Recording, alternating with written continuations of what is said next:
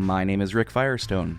My name is Ben Bugale, and you're listening to Pixel Project Radio, a video game club-style podcast where we talk about video games and other subjects, but we talk about video games, games we've played, games you've played, games we might have played for the first time, and in some instances, games that for some reason and somehow were set in our own backyards, ? Rick, what game are we talking about?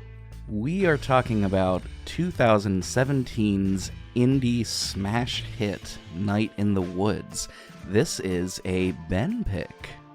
It is a Ben pick, and I admit that it is a Ben pick because it is a friend of the podcast, Mary Whitmore pick. It was a game that I'd seen once upon a time when going through the store, the e-store, I guess, on the Switch. Yeah. And, it looked at me and I thought, this seems like a neat game. I don't really know what it's about. And admittedly, this was my true first playthrough. I did try it a few years ago. And I now see why dear Mary enjoyed it so much. So I know that we'll be talking about our feelings about it. So what did you think, Rick? Or do you want to jump right into review? How is the spirit moving you this morning? Oh, the spirit moves me, let me tell you. This is such an interesting game. I had heard about it and I had known about it. And it's always lived in this sort of area that many games live for me, where it's like, I want to play it and I'll get to it. But maybe a little bit later, maybe not right this second. And when you suggested it for the podcast, I think you suggested this, golly, like half a year ago. It's been a while. Yes, no, that's correct. I had actually been thinking about this game for late September-ish because, in October we do our spooky game series. But because of September, I think you can see why I like it for late September seasonally. Oh yeah. It's a great pick for this time of year. It's not only does it take place in autumn, but it's a very cozy sort of game. Until it isn't, but at least on the surface, it's a very cozy game. But like I was saying, this lived in that sort of space for me where I'll get to it. And then when we finally found a space for it here, I played it, obviously, otherwise I wouldn't be here. And it just blew me away. I knew I was going to like it. I did not expect to like it this much. Rick, you are saying exactly what current Ben would say to Ben of a while ago. I don't know if I was not in the right mindset or what the first time I played this game, but you talk about it being a game that kind of sat there and you look at it and you're like, yeah, I'll play this sometime. Same case for me. Tried it, didn't really care for it. I was kind of shocked by this game as a whole. So let's get into it a little bit. If you're new here, if this is your first time listening to the podcast, first of all, welcome.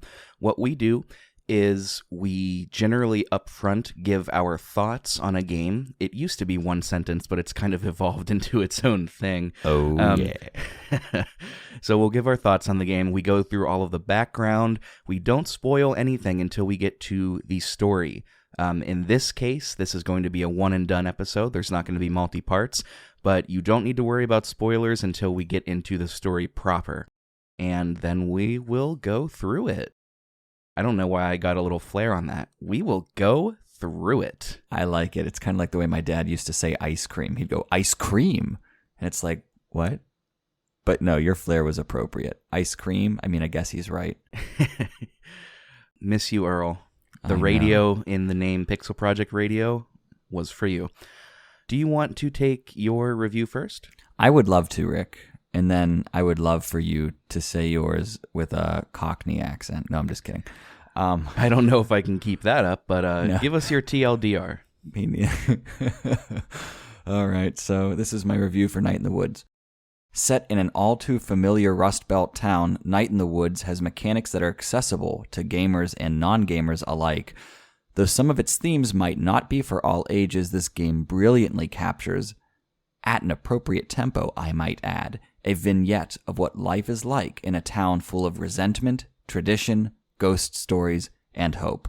Give this game a 9.6 out of 10. First of all, I think that's beautiful. I'm going to go through mine because we're kind of going to be saying a lot of the same things, and I think we could just talk about everything all together. Sure. And thank you for your nice words. You're welcome, pal. You know what? Hey, buddy. You're welcome. I love you, Rick. I love you too, buddy. Okay, here's my one sentence times like 5 for Night in the Woods. At the end of everything, hold on to anything. This is the thesis of Infinite Fall's Night in the Woods, a meditation on growing up in the slow-paced towns found in rural southwestern Pennsylvania. It's a peculiar thing to have grown up where I did and see it represented in a video game. But this isn't the pit from Fallout. This is real. Night in the Woods is an incredible experience, oftentimes a bit on the nose and paced in the way of a slice-of-life story. It gets at the heart of the effects of late-stage capitalism on small towns, on real people, and does so in a voice of a troubled young adult that is more relatable than many of us care to admit. Though not perfect, it's a poignant and fantastically written reflection on what it means to come into one's own self in the confines of where we were born, for better or for worse. This is such an easy 9 out of 10 for me. I love this game. It's so good. It is so good. I think 9 might be a little bit fair. I might have rated this one a little bit high, but for what it sets out to do and how it does what it does, right? And Rick, in your eloquent review, one of the things that you talked about was the main character being too relatable, even if we don't want to admit it. Holy shit, that's true. Which I think might be why I padded it, because I kind of admittedly felt a little bit at first like maybe I was too hard on the game, because man, I did not like it after my first playthrough. But here, I am with you. And we both grew up in the areas that directly inspired this game, so it's giving us a perspective. We have a perspective, I should say, that is unique in that way. So much of this, I've experienced this. Like this is my literal experience. And we're straight white dudes, so a lot of our experiences are baked into games, but I don't often see realistic portrayals of small town, really rural, really, tight-knit, everybody grows up here, everybody stays here, and then we die. I don't see those types of representations in games. And I don't want to say it's refreshing either, because it sort of holds a mirror up to the experience, and it's not an altogether positive one, but it's very cool to see this laid out in such a realistic way, while also it just being written so fantastically well. The writing is remarkable, and I don't think the characters are too hyperbolic. I think we're dealing with a lot of organic sort of... I've seen these characters before in this game. I know them. I don't know if I would necessarily... Well, maybe in some cases I had like the Obi-Wan Kenobi kind of moment, like, of course I know Ben Kenobi, he's me. Like, I felt that a few points. Well, of course I know him. He's me. Yeah, Rick. Whenever you talked with me the other day about it supposedly being set in southwestern Pennsylvania, I was like, really? And I said, okay, I can see that. And then there was a moment in the game where I went, oh my God, this is literally like Johnstown. This is Cambria County. This is, in some cases, it's Washington, PA. Like, unbelievable. Let's get into the weeds a little bit about how this game came to be. So this was released in February of 2017. This was a long project, an indie project, a Kickstarter project that was largely headed by Scott Benson, Alec Holoka, and Bethany Hockenberry. Bethany and Scott were the writers. Alec did the coding and the music. Also, Scott did the animations, I believe. I know he sketched everything out. Mm-hmm. They sort of formed their little own developer called Infinite Fall. I think Scott said that, it's just a name. It doesn't mean anything. But published by Finji. Yeah. I was going to say there are a lot of directions we can go from here, whether it's writing, music, design. I mean... Well, we touched on the southwestern Pennsylvania aspect, so why don't we start there? This collaboration began between Alec and Scott around 2013, and Scott and Bethany are from Pennsylvania, western Pennsylvania and central Pennsylvania, respectively. Mm-hmm. And I was watching a really cool interview. Scott does a bunch of interviews and has talked a lot about this game. And he mentioned that, growing up here, he never saw our area reflected in games. There were 2 games where Pittsburgh was featured, The Last of Us and The Pit from Fallout 3, neither of which obviously were, they're kind of realistic, but it was post-apocalyptic, right? It's not what's happening or what's happened. What he actually did, Scott did, was he took Alec Holoka. Alec was a Canadian, and he actually took him and drove around Cambria County, Johnstown, Ebensburg, all of these places in southwestern Pennsylvania that have seen the economic consequences of capitalism and generational poverty. And I think we could speak to that. Like, I student taught in Cambria County. I was going to Ebensburg 5 days a week for a full year student teaching.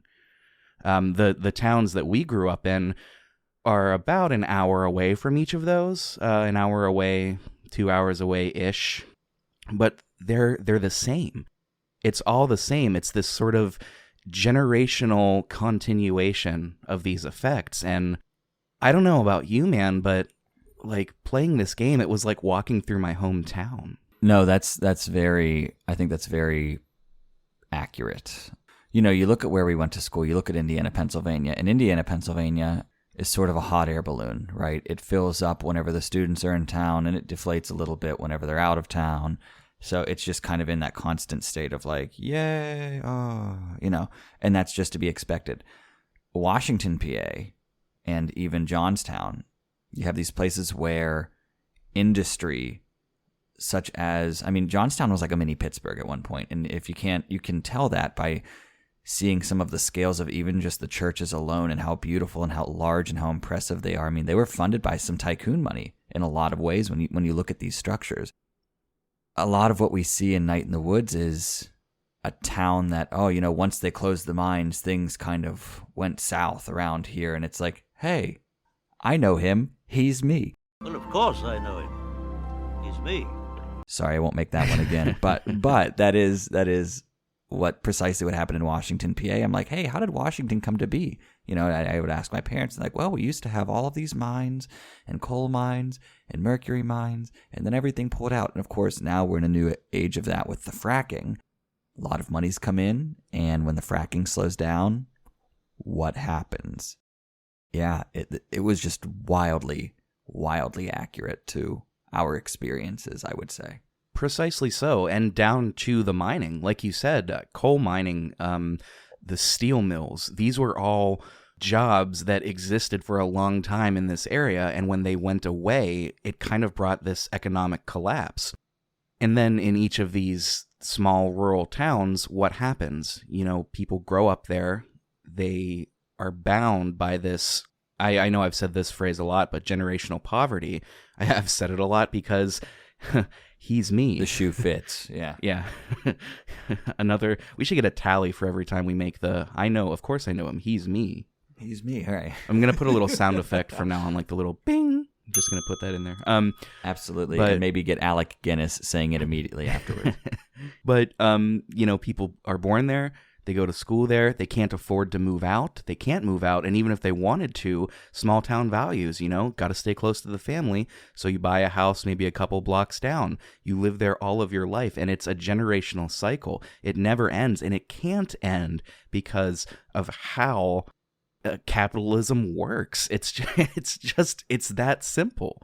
And does this game offer any solutions? No, of course not, because it's not that simple. It's really not, but it's more of a reflection on this is happening, and hey little reader, hey little player, hey little gamer, you're not alone, because we went through it too. I think that this game really would largely appeal, and I know I mentioned to you about there being kind of an age for this game. I think anybody who is around the age of 22, I think that this game could really be good for. I would not really suggest it earlier, which I know might sound strange, but it's hard to explain. But No, I think a lot of people who grew up in our situations will see themselves reflected. I don't know if this game would make sense to somebody who has, and I'm not disparaging them or anything, but somebody who was born and raised in like Washington, D.C. I don't think this game would speak to them as much unless they had family in the Rust Belt and they were able to see these things and go, oh my God, like the one thing that we encounter in the game at one point, and this is whenever, if you hadn't said to me that it was based in southwestern Pennsylvania, this would have been the moment, was there was a man, I think his name was Arnold Applebaum. Yep. Yeah. And he was, you find this statue of him like, oh yeah, he had some issues with the unions and he killed all of these people basically. And, but now there's a library. And I went, oh my God, that's Andrew Carnegie. Yeah. It's so on the nose that is clearly Andrew Carnegie. And that's not, that wouldn't be so on the nose to somebody that didn't grow up here. But like for us, it's like, oh my God, of course it is. Of course I know him. No, he's not me. Yeah, that's not to say that people who didn't grow up here won't appreciate this game. But it is really cool to see this represented and to see like other game developers saying, hey, we understand. We know where you've been. This is also a sort of coming of age story, but what I like about it is it's not a highly romanticized one. No, it is not. Oh my God. Like May is not a hero and she doesn't go through development and come out like this upstanding, moral, by the book character. It's more realized than that. It's messy. A little bit of a flash forward that I don't think will give too much away is that ultimately at the end of the game, there are still just as many questions as there were at the beginning. Yeah. Something that I bring up on this show all the time is like the notion of a cinematic ending. The example I always use, Breaking Bad versus The Sopranos. Once again, fast forward like 45 seconds if you don't want these spoiled. But Breaking Bad, how does it end? Walt gets shot and the camera's like panning up slowly for like a minute playing that grand song. How does The Sopranos end? Immediate cut to black. Because it's not about being cinematic. Does Tony die? It doesn't matter. That's immaterial. And that's what this is. This won't give away too much either, but it ends with them going to band practice. And I think the very last thing that's said is like, what were we talking about again? And it ends. It's beautiful. Yeah, no, and everyone's directions at the end of the game, it ultimately, not unlike a Studio Ghibli film, it doesn't matter. It's just going to go the way that it is going to go. I mean, how did we get to a lot of the places we did? We're given some hard world building bones to put together, but ultimately I think the beauty is kind of being lost in wonder at this point. I won't quote the Wesleyan hymn, love divine, all love's excelling, but I'm kind of sitting here going, I don't know how this ends, and there's something really nice about that, because I don't know, when do you end a book?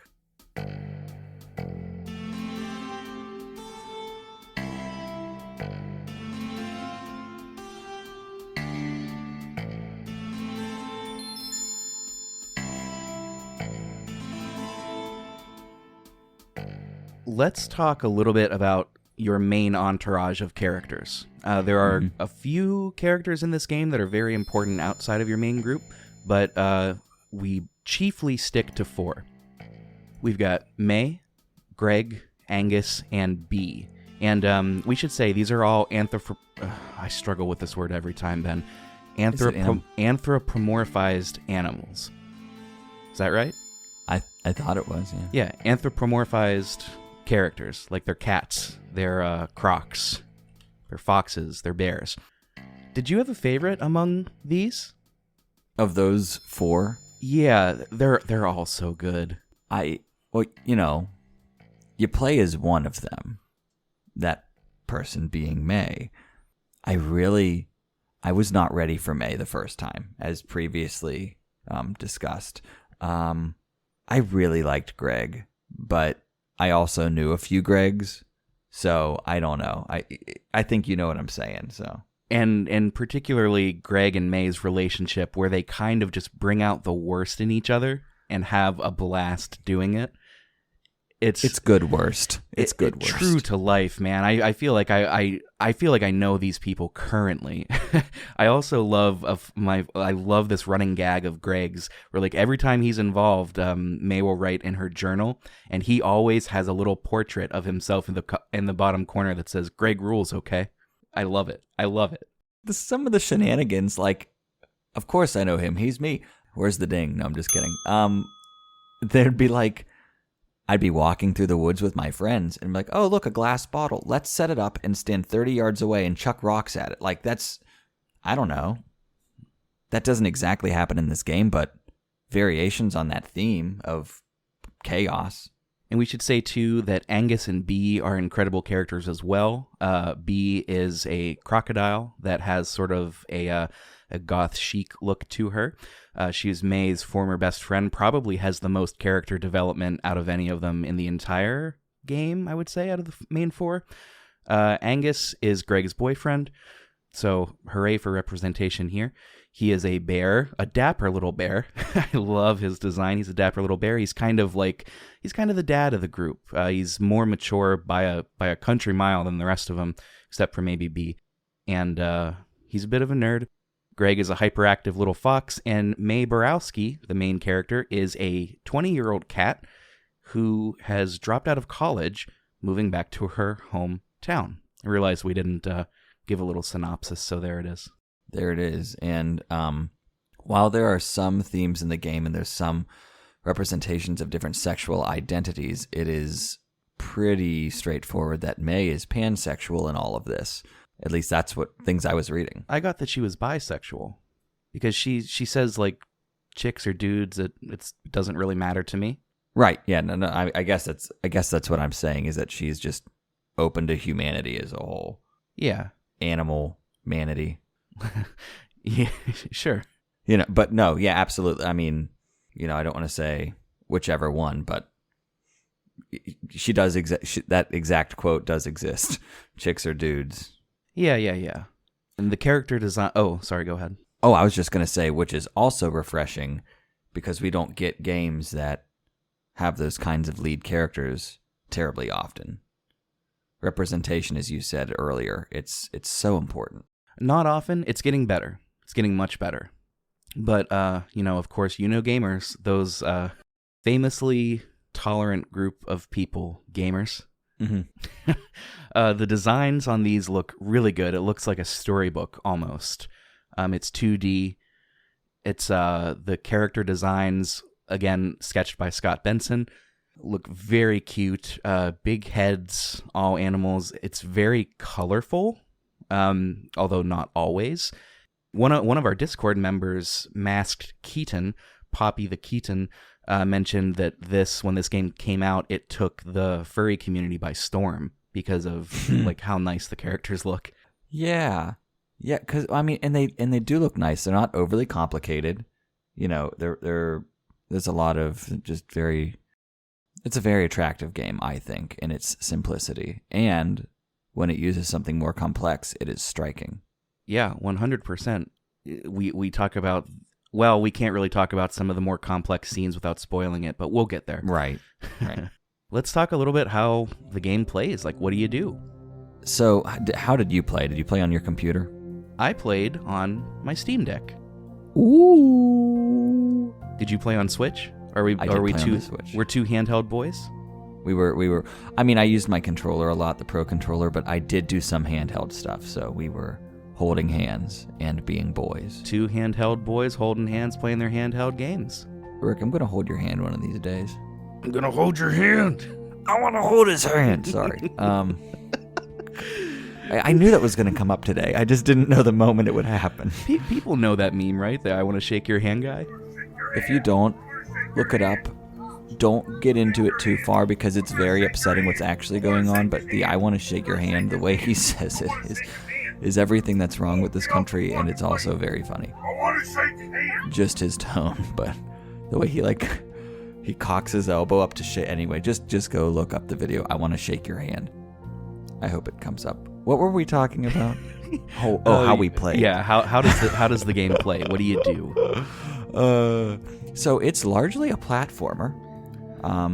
If you had to define it, you know what I mean? Because you're traversing your way through this town that we have talked a lot about and will talk more about. You can interact with people. You can listen to conversations. There's at one point a Guitar Hero-esque game, which was the bane of my existence at certain points. I don't know how you felt about that. One of the songs in particular I think is just too hard for how the game is expecting you to play it.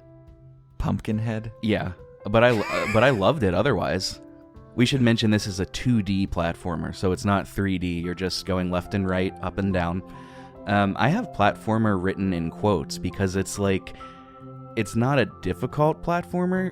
You sometimes have to jump onto stuff and then jump onto stuff that's in the background to get where you need to be. But if you're not good at like Mario games or Crash Bandicoot, don't let the term platformer put you off. You will be fine. Precisely why in my review I said the mechanics are accessible to gamers and non-gamers alike. Like if you are not into video games but want to get into video games, and you're into, I don't know, you could be into like a number of other forms of media. Like this is a really great jumping in point. You know what I mean?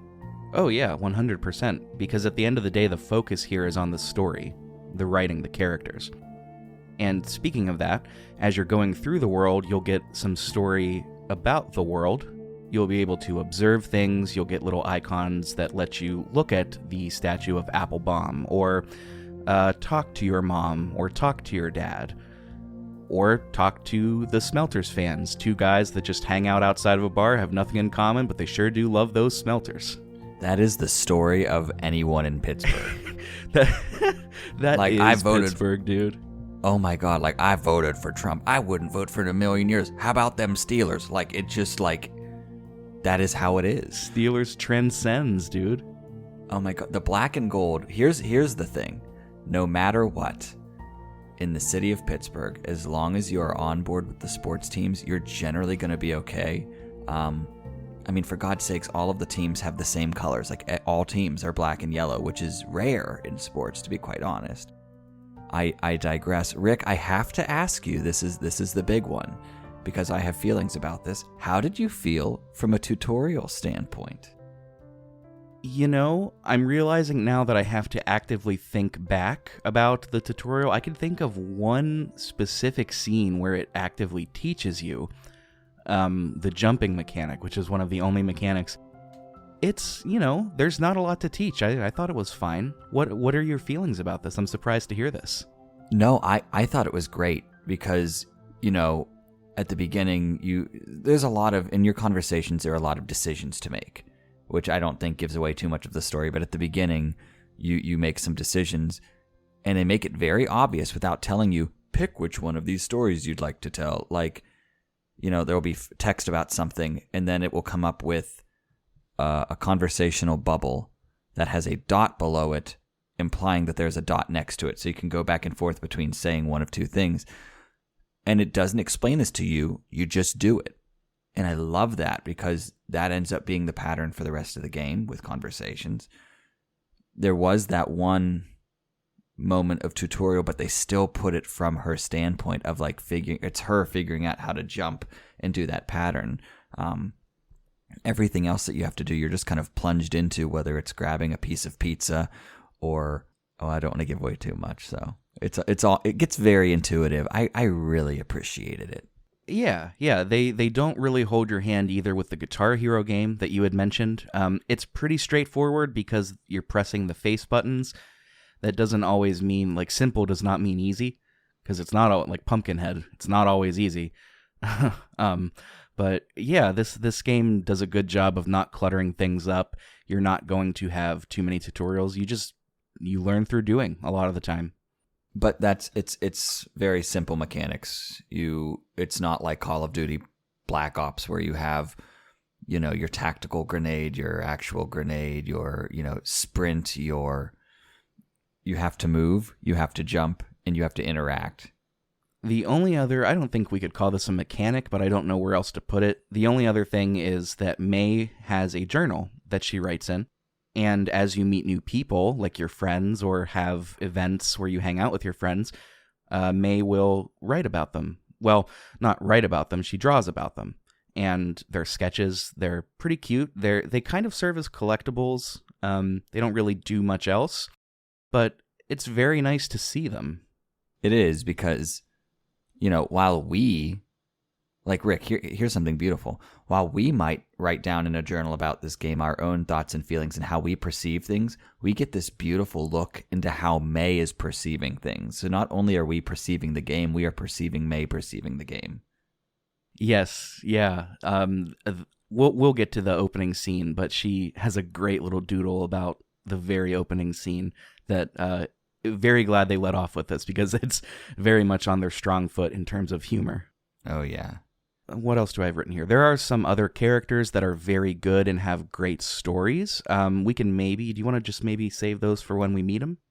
That's fine with me. And I mean, the thing is, and something else that should be mentioned about this game is that if you miss some things, you miss some things. Like, not everyone's story is necessarily going to be exactly the same. So, like, I could have met someone that Rick didn't meet, potentially, or vice versa. More likely vice versa. And that's part of the beauty of this game is that it doesn't put the bumpers on too hard. It lets you exist in this town. Yes, good catch. Thank you for bringing that up. You can't do everything. You can't min-max this game. You can't do everything in one run. And the older I get, the more I like games like this. I think, well, with a caveat, as long as they're not too long. If a Persona game did this, well, they kind of do with Confidants, but like if a Persona game said, okay, congrats on your 80-hour journey, you missed some stuff though. I would. Are you kidding me? My PlayStation would be through a wall or through a window. But this game to beat 9 to 12 hours. I think my first playthrough clocked in at 12 hours. I did a lot of exploring. It's not long. I'm realizing that we've done so much talking about these sorts of things, but we haven't really. I know you mentioned a Kickstarter, but we've got some numbers here, some awards they've won. We've definitely talked a lot of development, though, but I also think that's because it is so near and dear to our hearts geographically, and, it's a good game. Yeah. You should tell us about some of those numbers. The one number that I have is, when Alec reached out to Scott on Twitter, because that's how they met. They met on Twitter. Of all places. Yeah. To do this game, they decided to do a Kickstarter. Scott had said that like he was a struggling animator, like he had reservations about like making this his entire work because like how would he survive?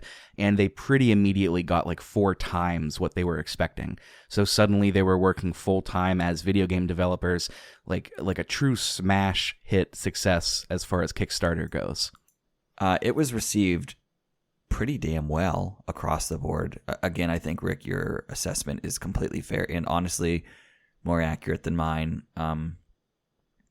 Metacritic across the board gave it like, I'd say an average of like an 85 between all of the systems. Game Informer gives it an 8.8 out of 10, GameSpot 9 out of 10, IGN 8.7 out of 10, and these are all justified. And the writing for this game I think carries it the most, because I think the writing was, I don't want to say second to none, but like, Rick, you and I have talked a lot about Taoism, and there's the vinegar tasters, right? And like the Buddha tastes the vinegar and says that this tastes sour, like humanity, and Confucius tastes the vinegar and says, oh, this is too bitter, it needs to be more this way. And Lao Tzu tastes it and says, well, it's vinegar, this is exactly how it's supposed to taste right now.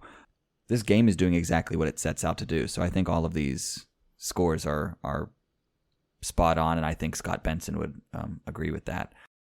It won some awards. Excellence in Narrative at 2018, the Independent Games Festival. And it also won the Best Narrative in Britain. Yeah, it took off in 2019. Writing in a comedy, it won at the National Academy of Video Games Trade Reviews Awards. But it was nominated out the wazoo as well. So, yeah, I'll agree with you. The writing is stupendous. It nails the young adult voice in a way that doesn't often happen. Like none of this feels exaggerated or trite or formulaic or stilted. They feel more or less like friends that I know or could know. Yeah, Until Dawn, for example.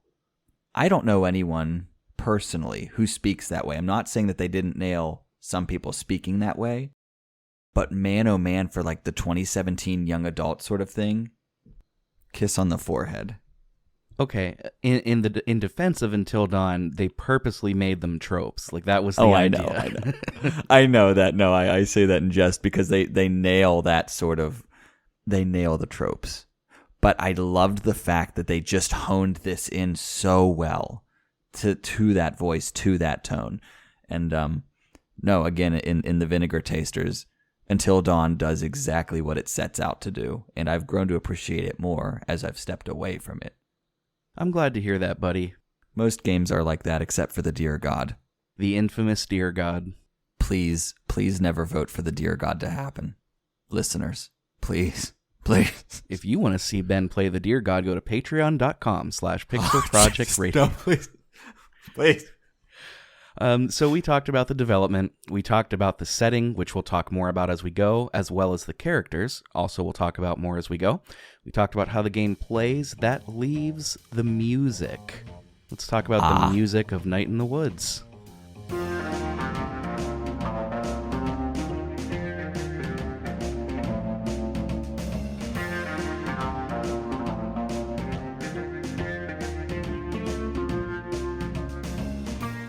Where to begin? Because you and I are music boys.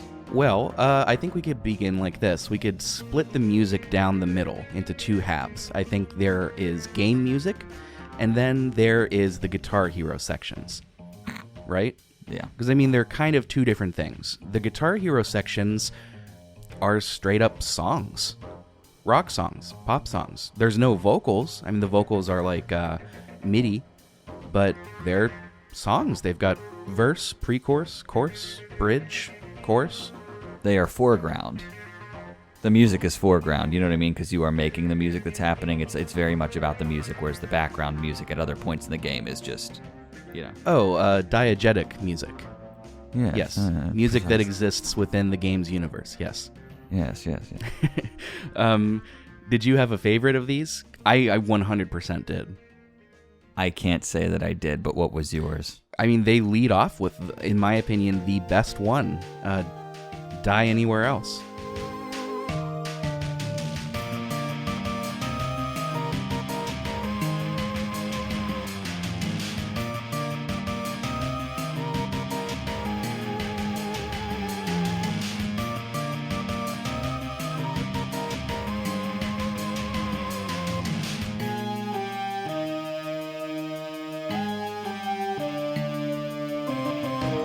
Yeah, no, that's it. It is objectively the best. I would agree with that. These Guitar Hero sections have you playing bass. May plays bass. Greg plays guitar. B uses a laptop, which May gives her a lot of shit about. And Angus sings. You just press the face buttons as they come. Some of those songs, as we've mentioned earlier, get a little bit hairy. But my favorite thing is that at the end of some of the songs, whether May does well or not, May's hands are in the air and she's like, I literally do not know this song. Which, how many times have we been in that situation? Where someone looks over and is like, dude, what was that? And you're like, I don't know this song. Well, especially you as an organist with a church. Sometimes with hymns, you're not as familiar with the harmony, and you've just got to use them ears that God gave you. You got to figure it out. For good and for bad, there are things where I'm like, I literally do not know this. You Have Come to the Lake Shore. I know that one and I can play it, but people are like, oh, I just love that one. And I'm like, yeah, I didn't know it until today. How did you not know it? I don't know. I've never known it. I just looked at it and play it. How do you do that? Practice. You know what I mean? What do you want me to say? You must be so talented. No, actually, it's practice. God has a way of giving people gifts. No, it's practice. I wonder how. It's practice. You must just it must just come. Now, for some people, there are some people who do experience tone deafness. And that's unfortunate. You can't do anything singing wise, but for all intents and purposes, repetition.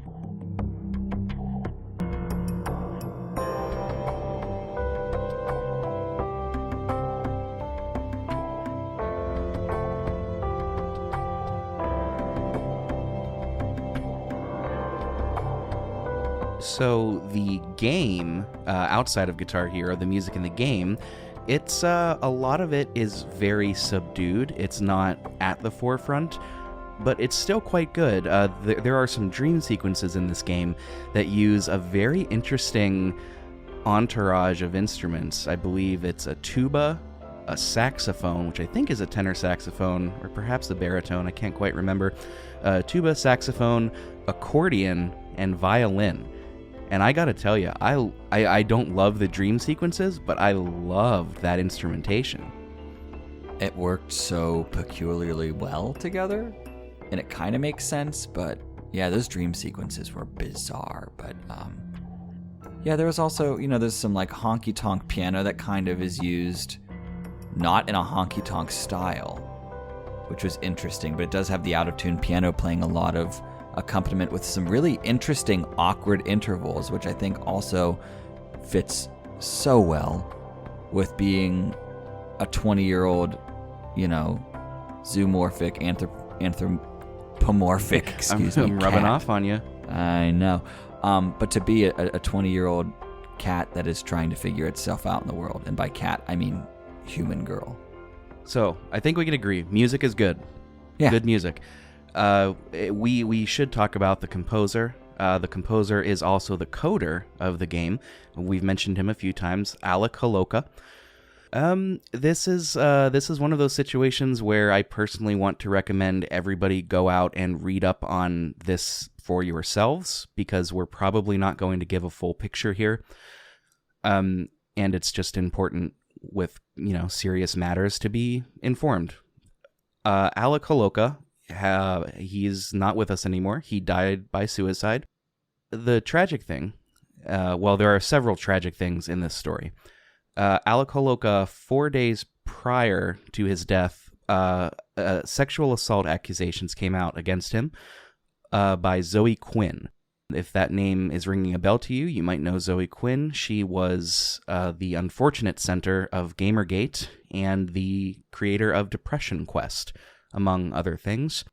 Gamers have a tendency to really villainize women. That's just all I'm going to say about that. But she did come out with these allegations against him.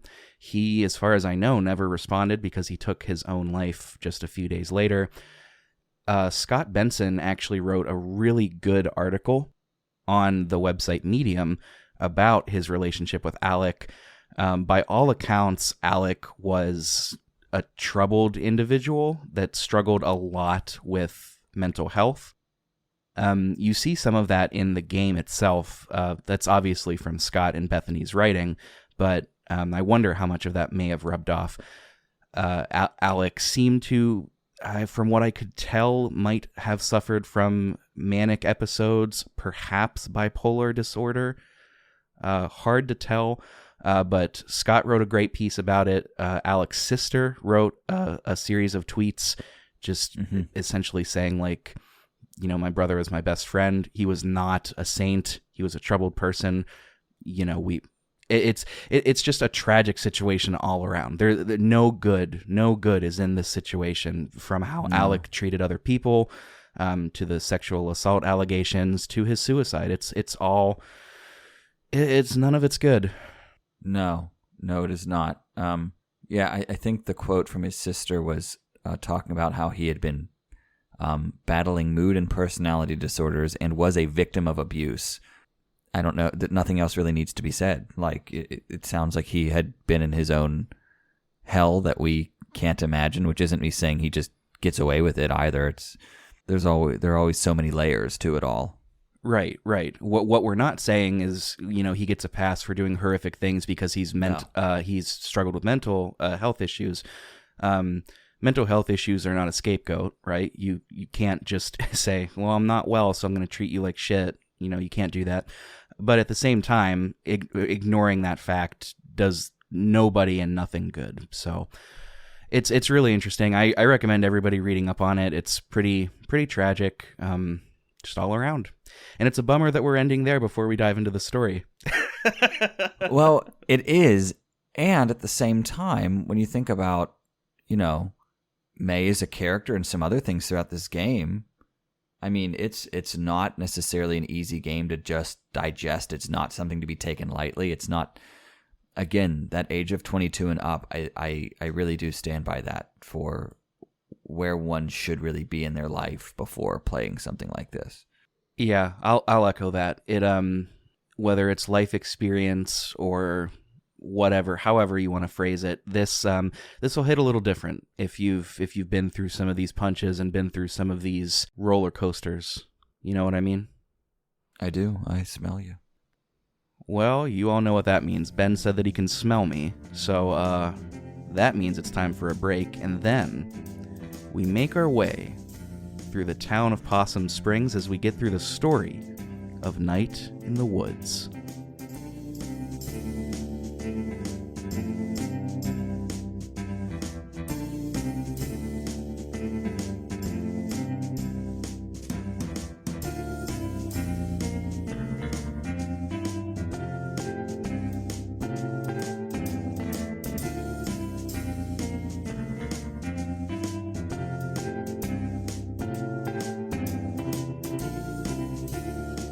So this game starts out with a bit of a text crawl. Well, not really a text crawl. It's like an on-screen.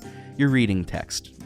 I don't know why I'm trying to be pretentious about it. You're reading text. Oh, please, you're fine. It's you're hearing the musings of somebody's grandpa dying, and just about how that happened. You kind of have a say in this, like what killed him. Or no, excuse me, not what killed him, but like what his final moments were like and what happened to the town right before he passed away. You get a say in that, which is kind of cool. This comes up later in like plot lore. It's missable, so it won't affect the story, but it's very interesting, very cool. Do you remember what you picked? Oh, I couldn't tell you. I picked that the last thing that your grandfather said was, "This house is haunted." Oh, yeah, and I think you get to pick like where he looks out to as well, like the old abandoned parking lot or the playground and etc. Yeah, it's interesting. I mean, it really throws you in and it makes it yours, which we love in video games. We love that in things like The Legend of Zelda and other games. Yeah, 100%. But we learn quickly that this is actually our main character, May Borowski, 20-year-old that just arrived at the train station. She left college. Train station. I meant to say bus station. But you're all alone here. There is a janitor that's working on the door, and you kind of go up to him and you get to talk to him. He says that, not many people take the last bus to Possum Springs these days. It's just you. And he says he'll let you past if you grab him a cola from the vending machine that he rigged up. Yeah, and if I can just say real fast, even the name May Borowski is very southwestern Pennsylvania because we have such a large diaspora population of people from Eastern Europe here. So, that also fits very well with a last name that is pretty Polish. Yeah. Just off the bat. This isn't really a tutorial, but it introduces you to every so often you'll have to grab things as May with her little paw and you grab it, It's fine. So you give the cola to the janitor and you're like, so when will that door be finished? And he drinks the cola and he says, now, goodbye. And then he just walks away. Friggin' hilarious. Yeah, we'll talk more about this janitor as we go through. Not the biggest fan of this character archetype, but it's not outrageously bad or anything like that. It's just tired, Yeah, he's kind of strangely, as we'll learn a little bit, kind of omnipresent, omniscient. It's a little, I get it, but like, it's the omniscient janitor. I think even Key and Peele did a sketch about that at one point. Yeah. So after we actually do exit the bus station, you need to find your way back to town, to your house, really. And you're doing so by going through the woods, and there are many... You learn at this point that you can jump from thing to thing, but that also jumping on things certain ways causes certain things to happen that can cause you trouble because, while you're trying to climb, you end up knocking down some things in the woods and fall down and bonk your noggin. But it's like a pile of wood, isn't it? Yeah, you jump on like a tree branch and it crashes down and May says like, I could have died. That's awesome. Yeah, which at 20 years old walking through the woods, I kind of felt that way sometimes, but mainly because I didn't die. We should mention, too, the reason that you're walking home through the woods is because your parents forgot you. They just forgot that you were coming home, so nobody showed up to pick you up. We thought you were coming back tomorrow. Nope. So, which, that happens to people. This is that mild tutorial moment where May thinks about how to get from point A to point B to point C. And while we're on this kind of this tightrope walk, because it's like a power line, we're caught by a cop, and that cop is your aunt, Molly. Yes, who May affectionately calls Aunt Mall Cop. May is immediately like 100% a cab, like fuck the police. May is not necessarily a good person, but I love her. Oh yeah. We don't know that immediately. The cop says, do you want to spend your first night back in jail, May? And you're like, no. And then she says, okay, so get in the car. I'll take you home. Mm-hmm. So when you get back, you meet May's dad, who is just a cute little cat dad. You kind of immediately get snippy with him about forgetting you, which, and that's valid. You end up going to bed. This is where I alluded to at the beginning. May will make a sketch about this. She does this at the bus station, but it's just like a little picture of her, and it's like a little doodle with a big face saying, "Your parents forgot you." And it just sets up a flavor that I really like about this game. Yeah, it's like an octopus, right? That's flying across, right? Yeah. With a mustache. It's so silly. So after you say goodnight to your dad, you go upstairs, you can go to bed. And the next morning, you wake up, you don your clothing, at least your boot. It's the only thing they really show you putting on. Her boot. Did you play the bass that next morning? Not immediately. I did it because band practice comes up pretty quickly. Yes, it does. But you can only play the songs that May actually knows. Not bad songs, really. I didn't hate them. Good music. When you go downstairs, your dad is not there, but your mother is. Yeah, this sets up a rhythm in the game that your parents are never really around at the same time, which, growing up in southwestern Pennsylvania, where parents had to work, that's, true to life. There's even a dialogue at one point where they do talk about, like, just wanting it to be one person working and everyone else doing okay, but like, this is the kind of town where everyone has to work now, and it's like, yeah, that is exactly how it is. Yeah, and if it sounds like we're being little lefties by constantly talking about capitalism, well, one, welcome to the podcast, and two, welcome to the world, LOL. Yeah, welcome to the world. That's just, it's a big part of this game, so it's just how it is. Your mom is an incredibly sweet lady. She makes really bad puns and jokes. One of my favorites is you come over to her and you say, "Morning, Mom," and she says, "24-hour Mom." Morning, noon, and night, Mom. which is just very sweet. She makes it a point to ask if you're okay, because coming home from college like this as a sophomore is just, it's generally an indicator that something's wrong. But May brushes her off.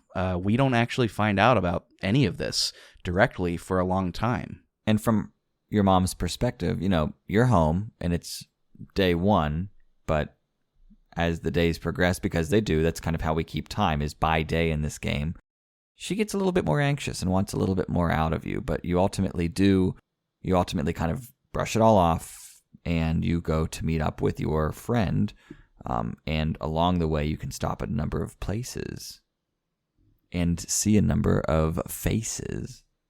Yeah, this takes us into part one This game is in 4 parts with an epilogue. This is part 1, Home Again. And you're going out to see Greg, but you kind of get to walk through the town and see some familiar faces. There is a crotchety old man that really doesn't like you. He's one of the first people. He just calls you trouble. Makes it a point to say, like, we all remember what you did. And you kind of just give him the business. You also meet a woman named Selmers, who is a bear. She gives you little poems. You learn more about her as time goes on. Like, she went through a divorce, et cetera, and she's in, like, therapy, and she writes poems as part of that. She'll give you these little cute little liners, poems, like, just very basic. It's cute. I listen to every single one. I don't know about you. I'm sorry. I'm so sorry to interrupt. I don't know about please. you, but this awakened just such a specific feeling to me, like coming home from college, being in my hometown where it's like, it's nostalgic, but everything feels like it's a couple shades dimmer. Yeah. Mm-hmm. It's just a very weird feeling. Like something that I noted here, like seeing someone you've already made peace with never seeing again, that you would have been fine with never seeing again, and suddenly here they are. Here you are back being, in some ways, infantized by the village that raised you. Yeah, it's as somebody that has been in school for a fair chunk of my life, it's a very specific feeling. It is, and they capture it all so well in this game. There's Selmer, and then Dan is the bird on his front porch, right? Something like that, yeah. He lost his job. A big theme of this is people losing their jobs and or working at minimum wage, grueling jobs that don't care about them at all. Hello, world. And, he's not very sympathetic to May about being home without a job. I think he says something like, oh, so you don't have a daytime activity to make money that you don't need while you live with your parents. And she's like, okay, I'm going to go now. Mm-hmm. We get little snippets here and there throughout here of folks referring to May's incident. Somebody calls her killer, and that really strikes a nerve in May. Again, this becomes clear in time. But we're actually heading to the Snack Falcon to meet our friend Greg. This is where we first meet him. What do you think about Greg? Before I talk about Greg, can I talk about Snack Falcon being Giant Eagle, but like in a convenience store fashion? Yeah. Giant Eagle. So we have this, for those of you listening from not southwestern Pennsylvania, we have this how do I say this? Whenever you've been to places like Publix or Trader Joe's or Food Lion, I don't know. I just don't really like Giant Eagle as a whole, but they kind of have a monopoly on southwestern Pennsylvania. So Snack Falcon, really, it felt like a variation on that, is where our friend Greg has a job. Yeah. How do you feel about Greg? I loved Greg because I've known Gregs. I've been Gregs at some point. Greg. Throughout a lot of this opening, Greg will just be flailing his arms rapidly nonstop and going, yay! Yeah, it's pretty great. They immediately have a rapport where they're like, it's too bad you didn't die at college. Well, it's too bad you didn't get shot and die of an overdose, and like stuff like that. It's real sweet, real sweet. So he asks if you want to go to band practice, and May is like, when's band practice? And he says, now. And she's like, well, when are you off? And he goes, now. And then he just runs out, and she's like, wait, really? And his response is, yay! It's pretty good. I was laughing pretty hard at this. Not as hard as I was at the Snapchats you sent me last night, but pretty hard at all of this. Oh, we'll talk about Trombone Champ on the show. I am sure of it. Good God Almighty, that changed. I was like crying last night, but in the good way, everyone. I'm fine. The first song isn't that bad for band practice. Yeah, this is Die Anywhere Else, the one that I think is just objectively the best one. But at band practice, you do meet Angus, who is, like we mentioned, Greg's boyfriend. You also meet B, who immediately you can tell feels weird around May. We'll learn about this in time. The TLDR is that B's had it really rough. She resents May a little bit, but they did used to be best friends. There's not really much else to say. That's That's it. That's the thumbnail sketch. So after you play Die Anywhere Else, which I'm sure will make an appearance here, you go grab pizza. And this is where, this is pretty inconsequential. They're just sort of talking about life, and they kind of give May the business like, oh, you think you're too good to be back here? Which is, again, if you've ever went away to college and come back to friends who, for one reason or another didn't go, that's a conversation that probably has come up for better or for worse. But anywho's, you do learn about Greg's pizza scale here, which I think is pretty great. And it's something I love it. It's perfect. I personally subscribe to in my life, too. Well, I've heard it said that pizza is like a Mario game. Like, even if it's not the best, it's still edible and still pretty good, actually. And if it's bad, it's like, why did this even happen? Yeah.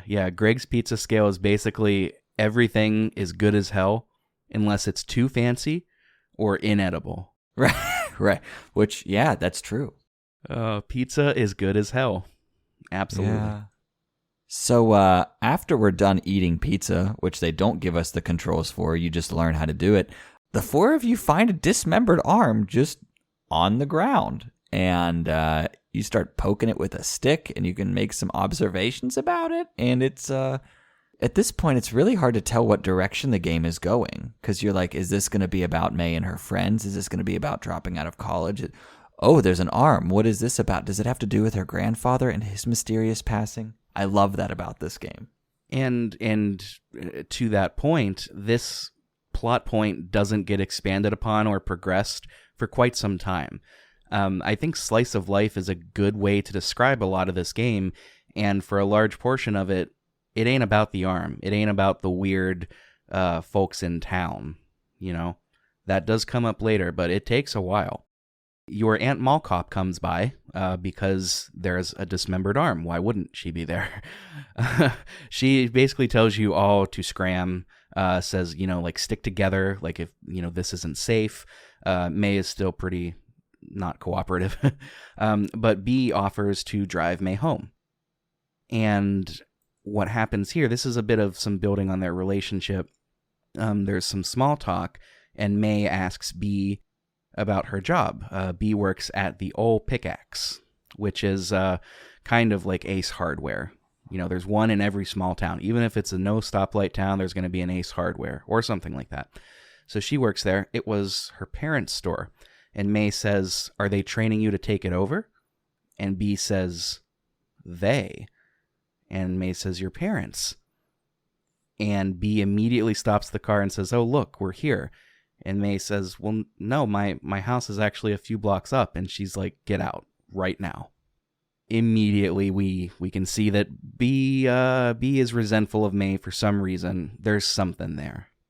What did you think about their relationship? I thought it paid off really well. So the thing that and I'll probably say this a few more times, the thing that I love about this game is its level of immersion.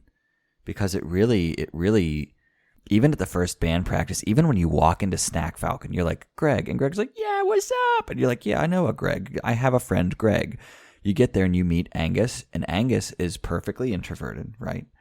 And then B, there's like almost something like seething from her. Like you can almost just tell that she is bitter. And then that happens and you're like, oh no, how could I have, I love it, I guess is what I'm trying to say. And you feel like you mess up. You know that you've messed up. It does a really good job of, there's like an invisible hand guiding you in this game, but it's not like hardcore bumpers where you have to do things in this order. I don't know. Mm-hmm.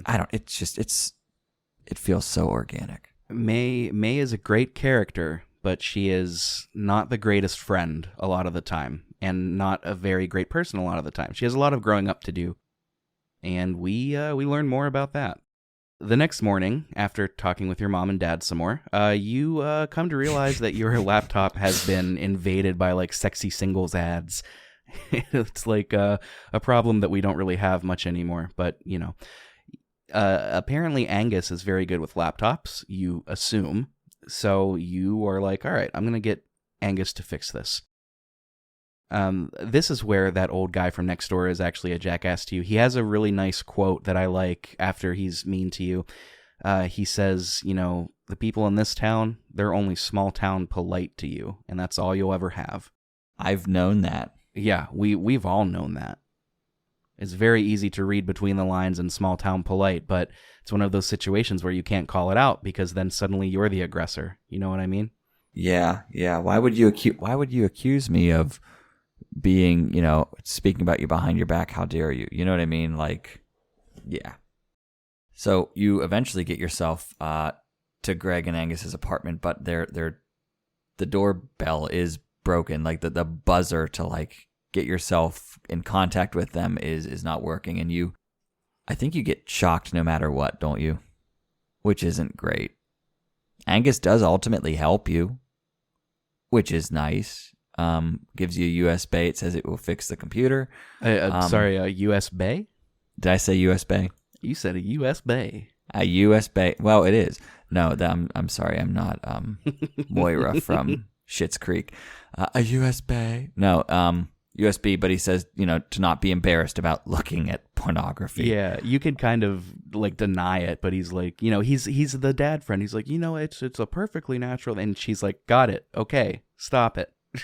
And we do learn later why he is the mature dad friend, and it's not of his own, Yeah, somebody pointed. I don't want to say it. Yeah, somebody pointed out that like Angus in this friend dynamic for May, Angus is like the kind of friend that's in the friend group where you're not really comfortable hanging out with them one-on-one because you're not that close, but like in a group dynamic, it's perfectly fine.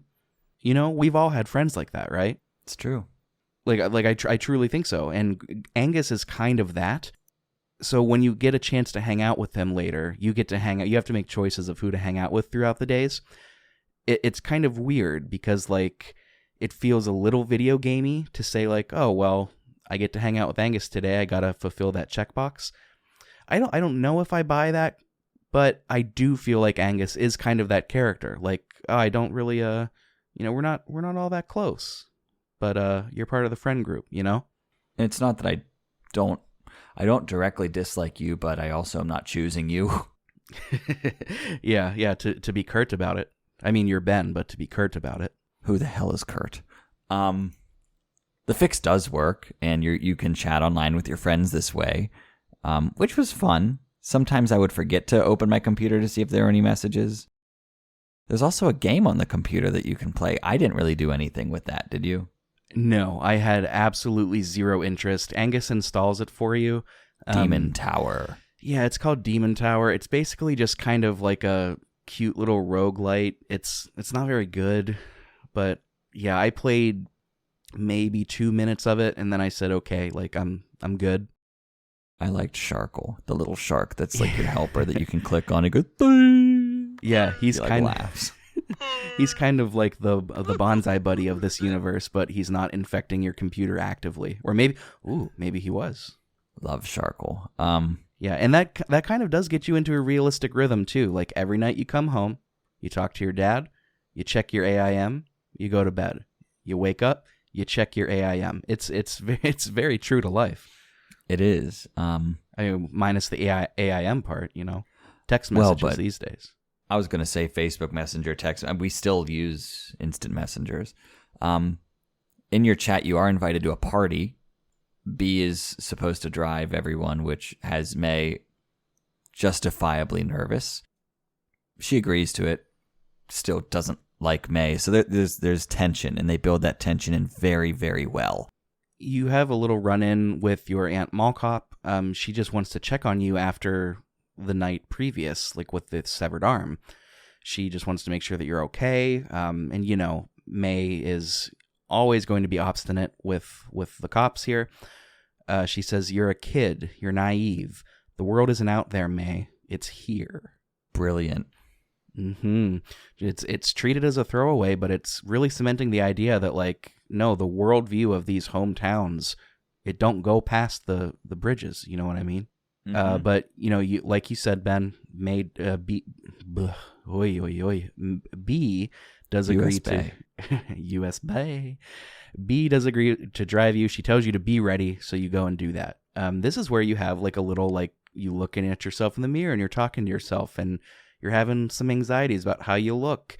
And it's just all very relatable. I think anybody that's looked into a mirror has done this before. Her self-hatred is very intense, and it kind of made me curious if they were pitching something else about May here, like if something, like there's relatability, but man, she went really hard in the dislike of herself, but then have another voice in her head saying that she looks great. I didn't know if they were trying to pave something in terms of mental health, but at the very least, it is relatable and like looking at yourself saying, I look horrible. I see what you mean. They do swing into the mental health issues with May later. A few times. Yeah. So perhaps, or perhaps it's just, being a 20-something in 2017, being in the school systems in a small town, you tend to develop these sort of dysphorias. Oh, absolutely. And it could truly be either, because yes, that's how a 20-year-old works.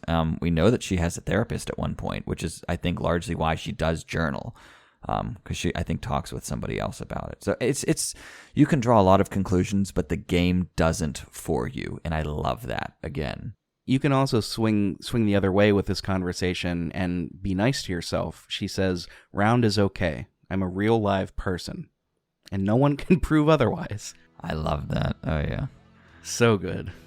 So now you're going to the party. Yes, you are. Your ex is there. His name is Cole. We heard a little bit about him. We knew he was going to be there, but you were dreading this. So May has some drinks to kind of loosen up, but we find out she hates beer. She hates beer, but that doesn't stop her from drinking because she can't talk to Cole without drinking the beer. It's kind of one of those deals. You go and try to talk to him. Game makes you drink. Talk to him makes you drink. You get sloshed, like, real quick. This was a scene that Mary had talked with me about, and I thought that it was like the high point of the game. Lord, I'm so glad that it wasn't. I thought that like this was going to be the night in the woods, as it were.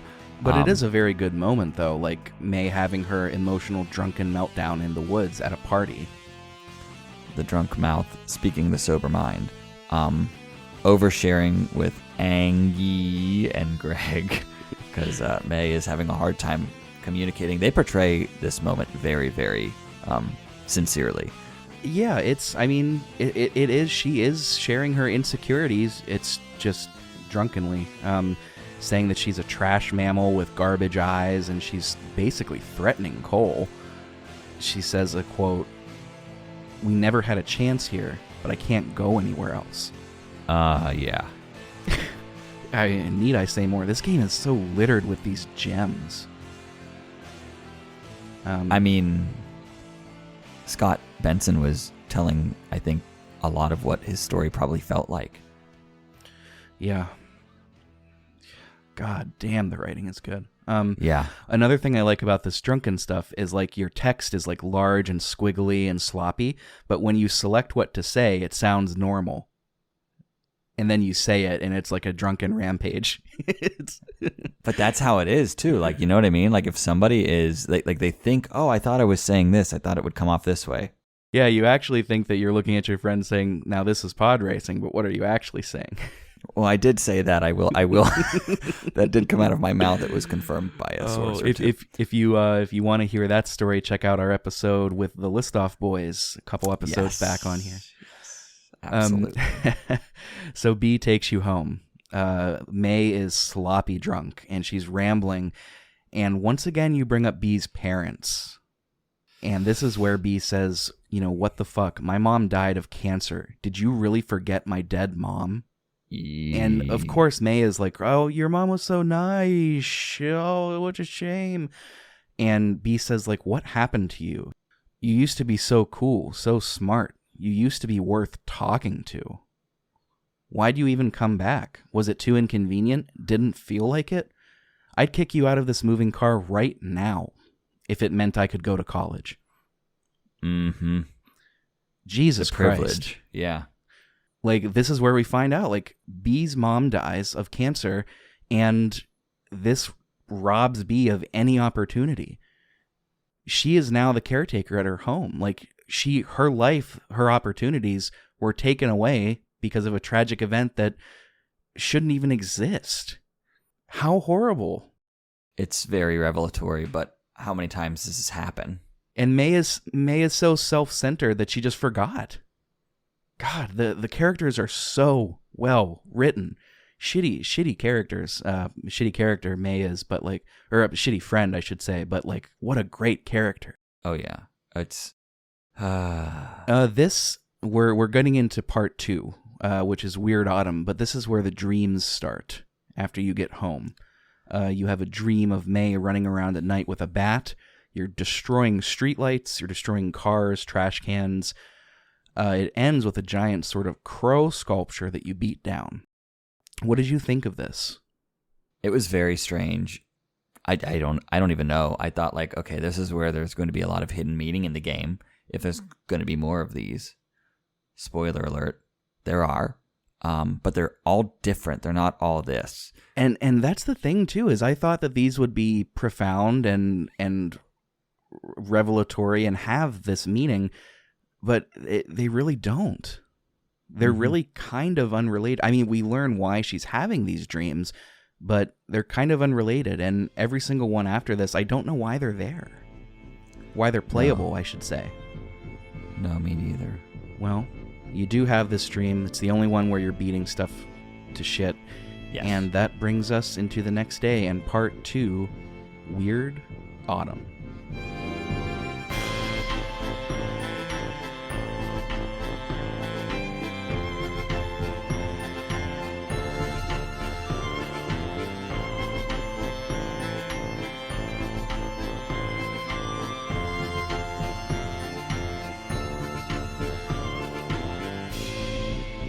So we've reached part 2, which is known as Weird Autumn.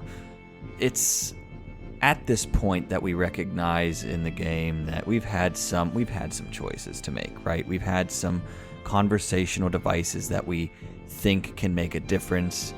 Whether or not we can or not, unless you do a second playthrough, you can't tell how much more different the interaction with Cole could have gone. But at this point, things start to get a little bit spicier with your decision making, and I think that's something that sets this game apart. And I know you and I are going to have a few differences in this section. Yeah, are you talking about the hangouts? I am talking about the hangouts. Yeah, we've got a couple of things in the interim before we get to that point, but how do you want to approach talking about these hangouts? Because there are a lot of them. A big portion of this game is making these choices to hang out with your friends, and they are very rich, and I think they're very worthwhile to talk about, but at the same time, I don't know if we should just go, and this day you do this, and this day you do that, and this day you do that, you know what I mean? We could maybe just talk about the hangouts in one fell swoop. What do you think? I think that's fair. I think we can talk about each day and how like we have decisions to make in terms of hangouts, but like, yeah, it's one of those things that, as it might sound complicated as we talk about it, it's really quite simple. It's just a matter of making decisions with each of your days, which is not unlike growing up in southwestern Pennsylvania and being home in the autumn. It's just kind of like, okay, what do I do now? They do a good job of keeping that true to form, I think. Yeah, they really, really do. Ladies and gentlemen, you're seeing a little bit behind the curtain. This is how Ben and I make our decisions about the podcast. We do. We're amicable little boys. We haven't broken the fourth wall. We've just put a window in and said, look at us for what we are. And then we kiss each other's foreheads. And then what do we do? Weird Autumn indeed. So you wake up as May, pushing us along so the listeners don't have to hear about us kissing, which we don't do, by the way. Your wife would not be pleased with me.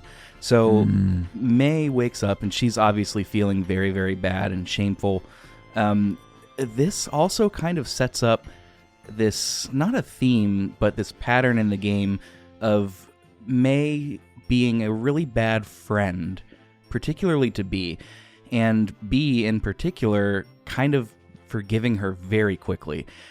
And, at first I was like, why is B doing that? Why is she just forgiving her so quickly? At the same time, I've been there in both positions, on both sides of the position, so I understand, and they kind of address this in one of B's hangouts in a really nice way. Well, I say nice. It's actually kind of, it punches you right in the breadbasket. But they do address it, so we could maybe talk about that in a minute. This is also around the time where we are able to meet Pastor Kate.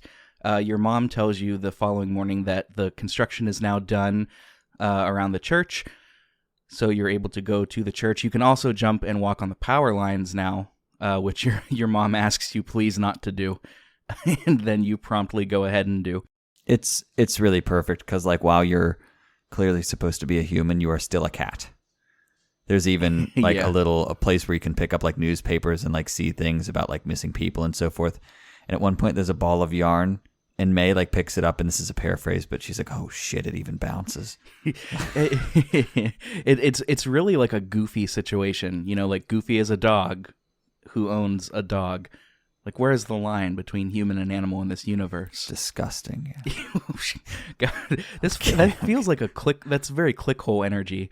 To be describing Goofy or like Night in the Woods, and disgusting. A loving God would never design this. So, and speaking of God, the perfect segue, everybody. We're able to go to the church now, and I wanted to talk to you about the church because we meet Pastor Kate, who is a great character. Or wait, is it Kim? No, it's Kate. I'm 99.9% sure she is Pastor Kate. Okay, I wrote Kim, and now I'm second-guessing myself. I think it's Kate, too. You also get to meet Bruce, who is one of my favorite characters in this game, but we'll get to him. Your mom works at the church, too. That's something to say.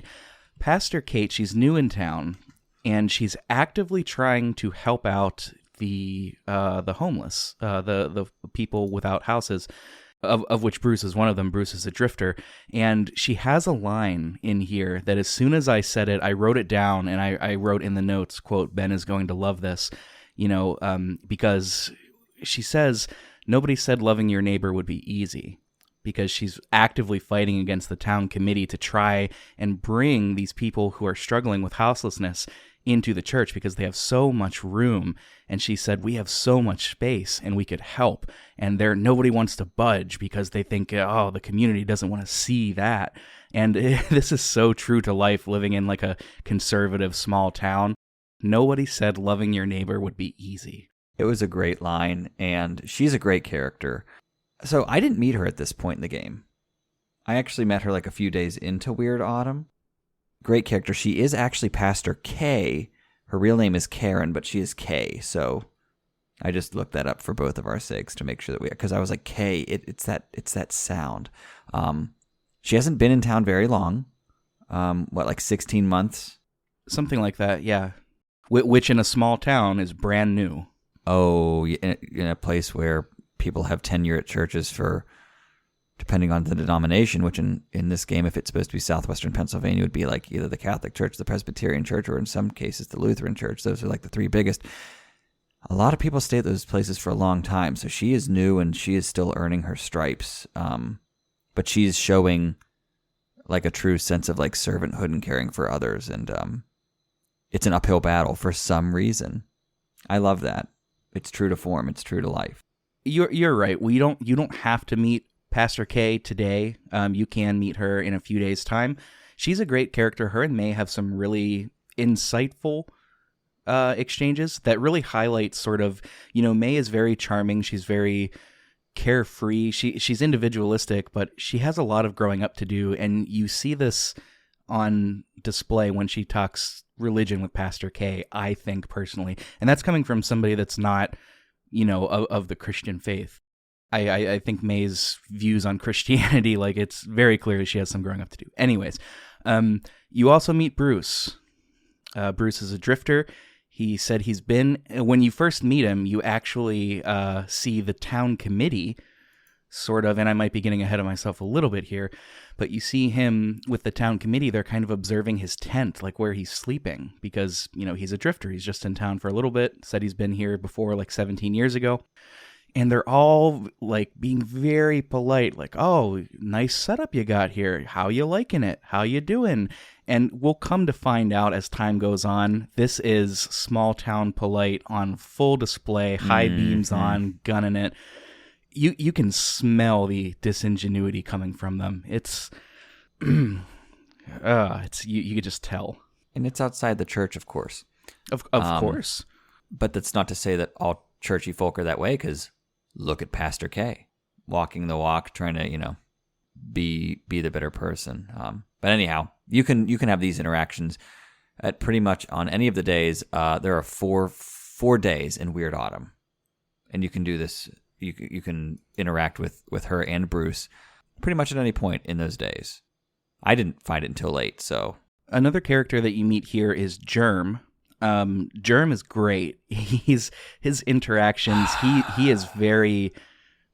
Oh man, he takes everything at face value, and it's just very funny. Like when you first meet him, he says Germ Warfare. That was his nickname, and May says, "That stuck, huh? That's an okay name." And his reply is, "Your name is May," and she's like, "Yep," and he says, "That's an okay name." To which May responds, "Okay," and then he just walks away. It's very funny. Germ Warfare is the perfect deadpan middle schooler. That's kind of how he's portrayed here, isn't it?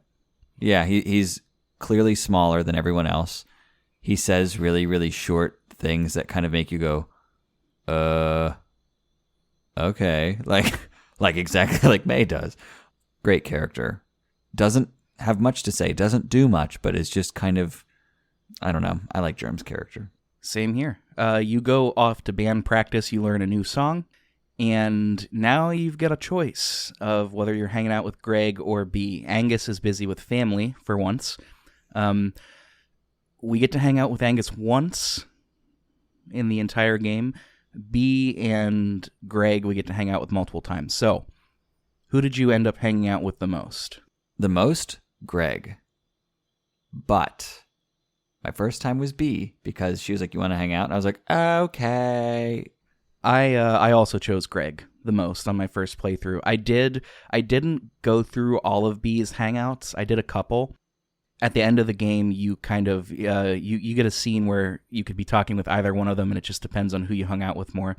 So I did get Greg. I watched some of B's hangout scenes online, so I hope that helps. And then I think we both did hang out with Angus the one time we were able to. Yes, we did. So let's talk about Greg's hangout arc, because I wasn't expecting it to hit so deeply. Well, tell me more about it, because again, my first was B. Oh, I was talking about the hangout arc as a whole. Oh, my fault. Yeah. No, you're good. The first hangout with Greg, you end up breaking into the abandoned food donkey and stealing a parade float head. You also get to play a little mini game where you throw pierogies in his mouth, which is very southwestern Pennsylvania, I might add, is the eating of pierogies and the throwing of pierogies. But there's not a pierogi race. Yes, pierogies race here. It's called baseball. Ever heard of it? So Greg's arc, it touches on a lot of Greg's feelings about sort of his insecurities about who he is compared to Angus. It is revealed that he is bipolar. He has bipolar disorder. He says, quote, "I have really up days and really down days." It's never explicitly said bipolar, but it's fairly obvious if you are at all familiar with it. And you learn that him and Angus are sort of saving up money because they both work minimum wage jobs. They're saving up money to get out of this small town, as many young adults want to do. It also doesn't help that they're queer and they need to get out of a town that doesn't really accept them or understand them. I think understand is probably the better verb there, because they don't face active discrimination as far as I'm aware. At least not in the game, they probably do. Not outward, yeah. And I don't know, I thought it was really touching overall. What did you think? I like Greg's arc. I like getting to know Greg. The ups, that's... You and Greg just go back to doing what you've always done in Weird Autumn, which is, doing crimes. And that's kind of whenever he reveals things. I mean, even in some of the games, you look at it, you go, some of these seem like just innocent games, but then some of them get a little bit heavy and very, very destructive, which I'm not saying is necessarily in relation to bipolar disorder. It's just it's a very interesting dynamic. Greg is, exactly, as we learn later on, the two of them Greg and Angus are trying to have a life together. And it's very beautiful.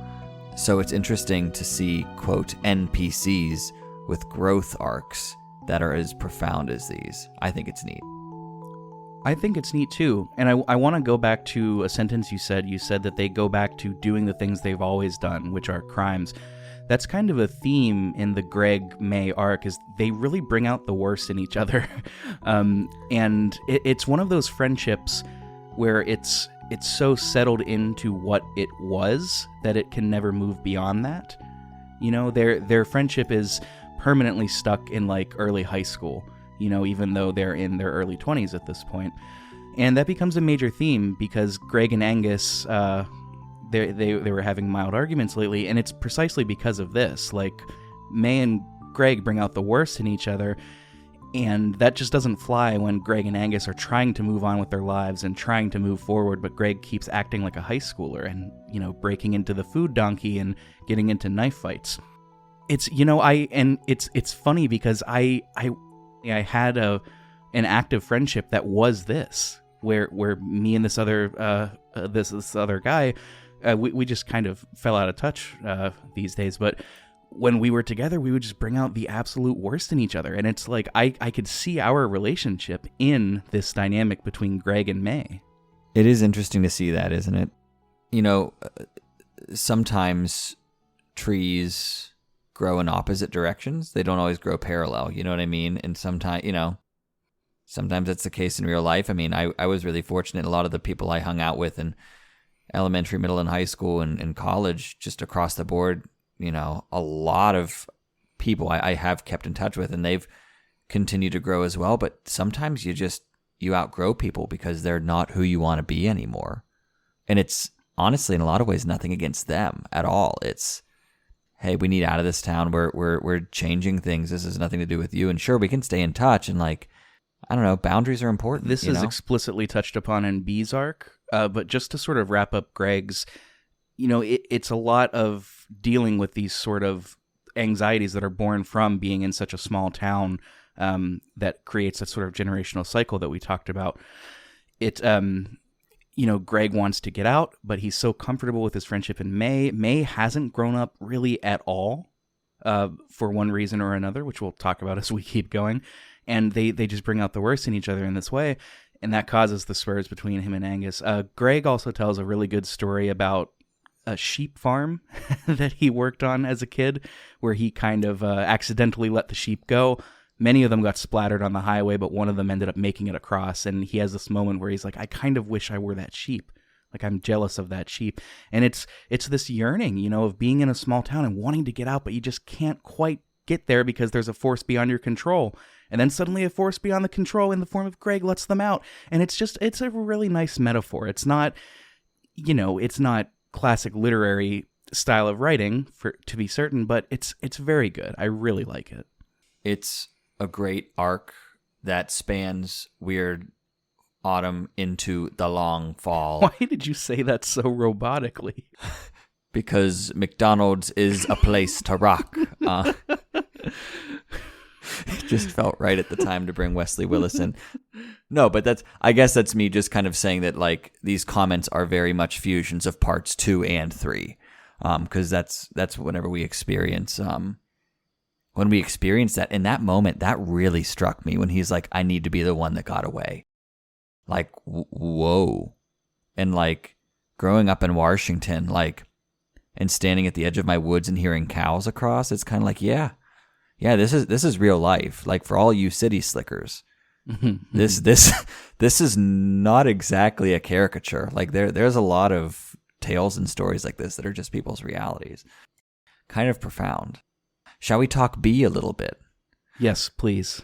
So I chose B first, and I'll just talk a little bit about the first option for hanging out, because I didn't hang out with her much, but I did Old Gods of the Fort Lucenne Mall. Anyone who knows southwestern Pennsylvania knows that we are riddled with like malls that are abandoned or are almost abandoned. Dude, can I tell a quick story? Please. So I before I got my current job, I love my current job. I love a lot about it. But before I got my current job, when I first moved back, like at the beginning of the pandemic, I I didn't know what to do for work, so I interviewed at a local GameStop in a mall because I'd worked at GameStop previously. And when I tell you that mall was like a ghost town compared to like even what it used to be in our undergrads, let alone in our high school years, holy moly, dude, it felt so weird being in such a big space and just seeing nothing and no one. It's very weird. Like, went to the Monroeville Mall the other day. Oh, that place is a ghost town. I thought it was closed down. It was once like as mighty as South Hills Village, which, by the way, also is pretty much like empty now. Not empty of stores, but just people aren't. The only mall I've been to recently, other than the stuff in DC, was Ross Park Mall. Still has a lot of people, but we're not here to talk about malls. We're just trying to talk about the fact that this is very accurate. Everything that happens in this mall is like, they are shells of what they used to be, which I think makes that title, Old Gods of Fort Lucen Mall, all the better. So you didn't do this arc at all, right? I did some of B's, and then I looked up one of the party scene, the second party scene. I looked that up on the interweb because it's a pretty important one. See, and I did not, but I will at least tell you that with B, you go back to the mall, which I say back to the mall because you guys did that at a different point in your life together. May tries to bring the worst out in B and get her to steal things, so she still tries to do crimes. And I did not like this mini game at all. Trying to steal a belt buckle while the bear is like watching or not watching the bear on patrol. There's a mini game at the mall though where you do crimes and B just kind of gets to watch, and your crimes are you find a way to manipulate the water fountain and you squirt people. That's kind of cool. It's neutral chaos. I wouldn't say it's kind of chaotic evil, but it's just water. But again, living in that sort of realm of like May never grew up, and I mean that's on full display with B too, because B explicitly says many times that after her mom died, she had to stay here and grow up, and May went off and stayed the same. Yeah. There's another hangout with B later that takes you, and I might be getting these a little mixed up because again, I didn't do her routes on my first playthrough. But you go to another party with B and you kind of have another fight with her. Like B goes out to these parties like once, I don't know if it's once a month or once every 2 months or what, but she goes to these college parties in a neighboring town to feel like normal and to have like a sense of normalcy in her adult life. And like May just doesn't really get it. I also feel bad because I'm pretty sure at that party there's the one character that's trans, and I think explicitly stated to be, and I just didn't get to interact with that character, so I can't really speak to it. But she gets into this like little fight with B where, everything with May is, well, why are you working a dead-end job? Why is your dad doing this? Why don't you just do this? She's not grounded in reality. She's got so much privilege that I don't think she realizes she has, that B certainly doesn't. And it's this sort of thing where like, working class people and people without privilege don't always do things because they want to. It's survival. You have to participate in the system. You have to survive. You can't have ideals if you can't survive, and May doesn't get that. And so they have another little spat about that with May telling her to go to hell and like get the fuck out. And May just doesn't get it. And it's the dynamic between those two is so well done. And it really highlights how mature of a character B is and how immature of a character May is. Well, and something, you're mentioning is like there's spats and everything. And it's May has no idea. I know we talked about this before. May has no idea until during one of these mornings she talks with her mom about going to college. And that's whenever her mom's like, you're the first one of us to go to college. You are the first one of us that has ever had any sort of opportunity to do this thing. We want to know if you're okay. We care about you, our love for you doesn't change. And they get into a really big spat. But ultimately, you start to realize that, like, May went to college. May has both of her parents. In B's arc, there's an option where you go to the graveyard and B goes and visits her mother's grave. Like, May just seems entitled by these measures.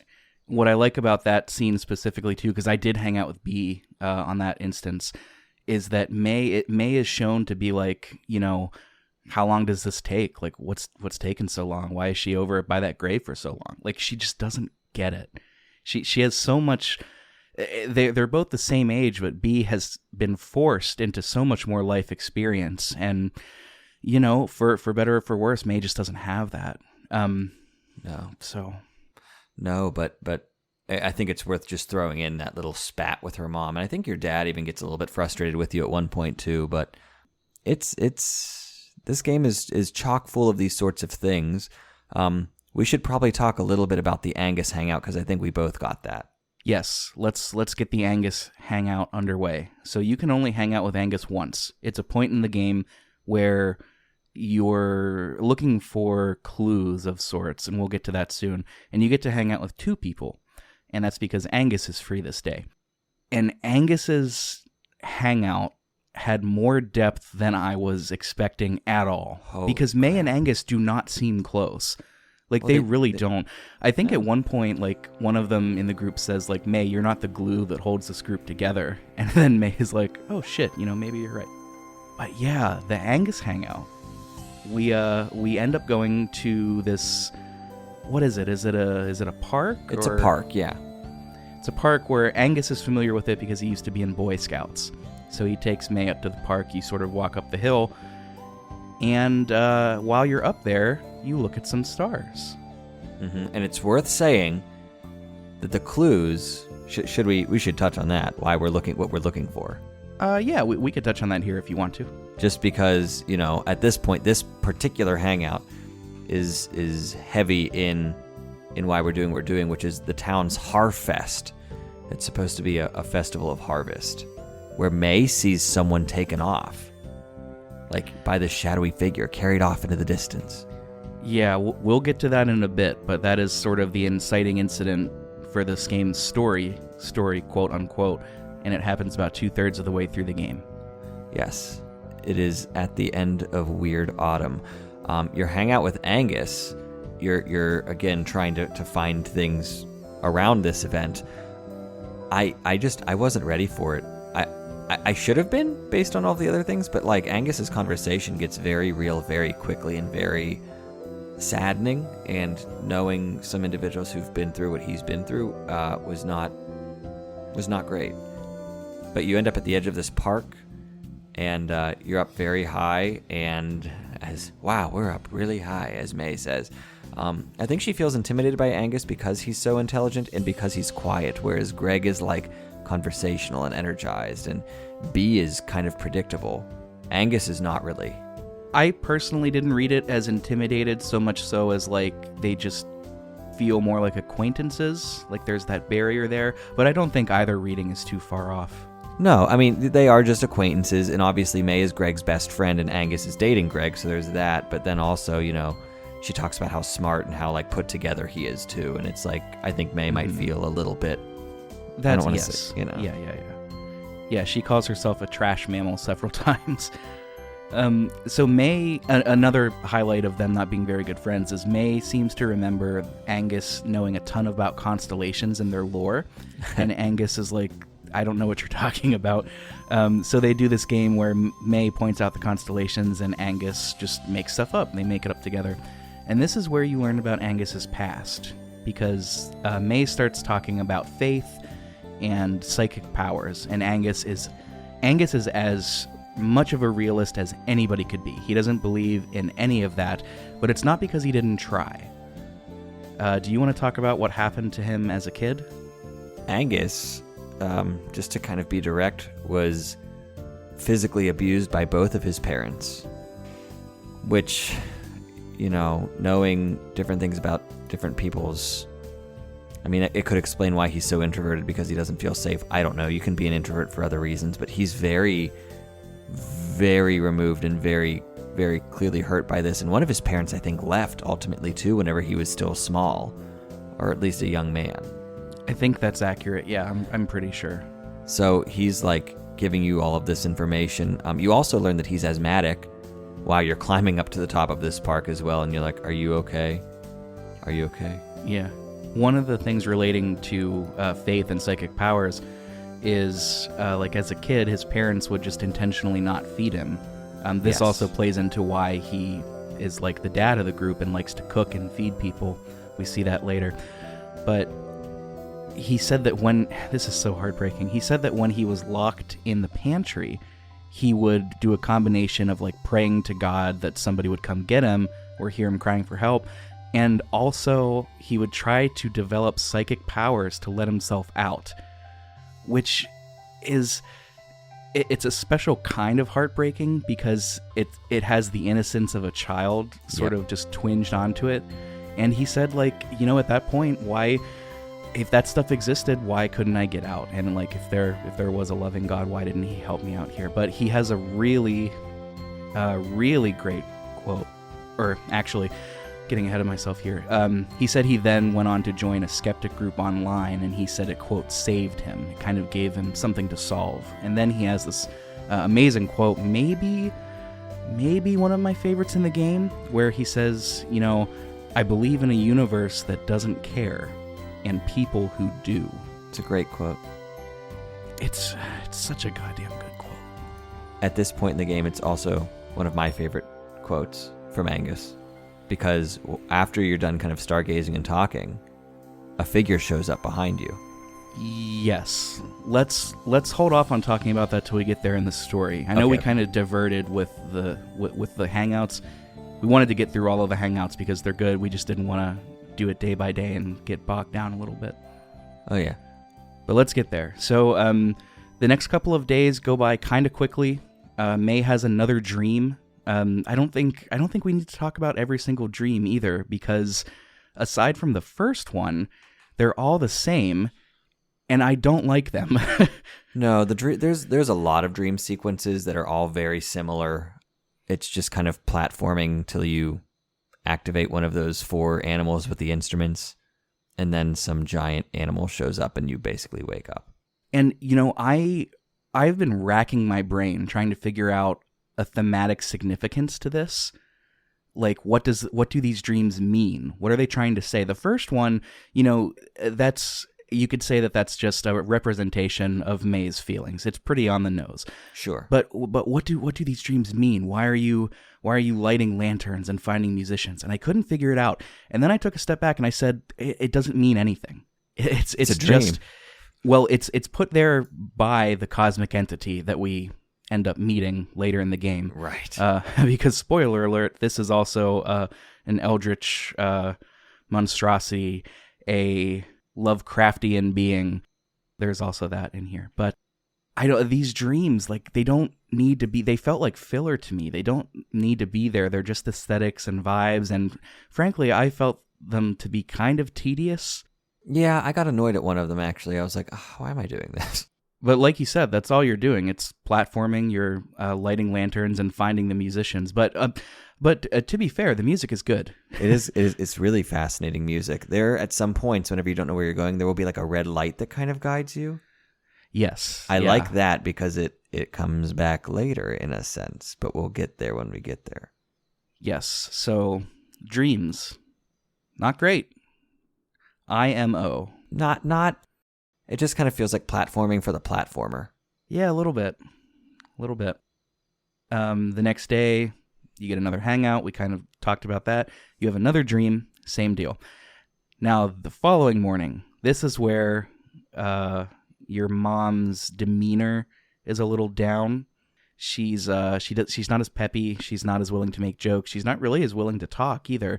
And she's just making it apparent that, you know, I'm just stressed by adult life because, you know, adult life is a lot of stressing about numbers.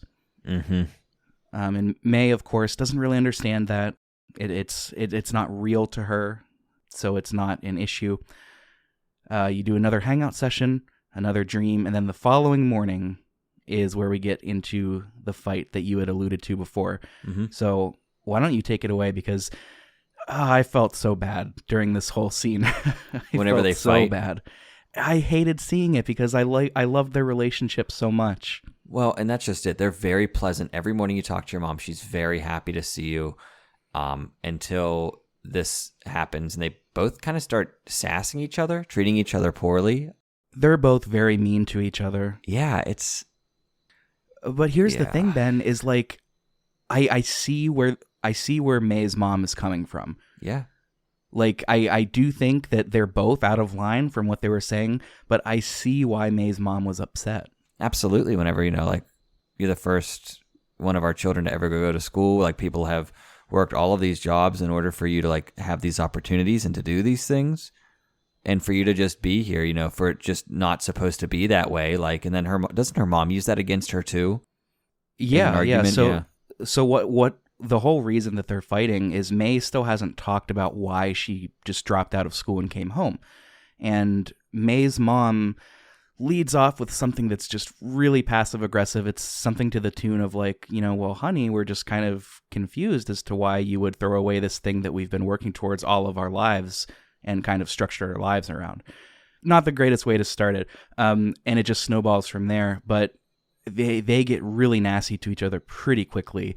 It culminates in May saying, maybe I'm just the most recent in a line of failures from the Borowski family or something like that. It's really upsetting. And as somebody, who comes from a family that traditionally hasn't gone to higher education, like I understand the frustration because to some people, college isn't a big deal. It's a privilege that they don't have to think about it. But for some families, it can financially ruin them, sending one of their kids to college, or financially ruin the kid who gets sucked into predatory student loans. Right. It's interesting, for me, in our conversation at the end, they actually were getting along fine. Was that your experience, or did the argument kind of end poorly? Like in this scene? Yes, in this scene, I recall that like the two of them just kind of agreed to disagree and walked away. It wasn't as explosive as it could have been. Oh, no. It ended with May calling herself and her entire family just a bunch of failures, and then she says, I'm going to go, and your mom just doesn't respond. And then if you try to talk to her at church, she won't talk to you. See, I also didn't try to talk to her at church, so yeah. Maybe that's why. Yeah, it's rough stuff. They both were definitely out of line. It's just really, really sad. I love their relationship, but it's also very real, so you know how it is.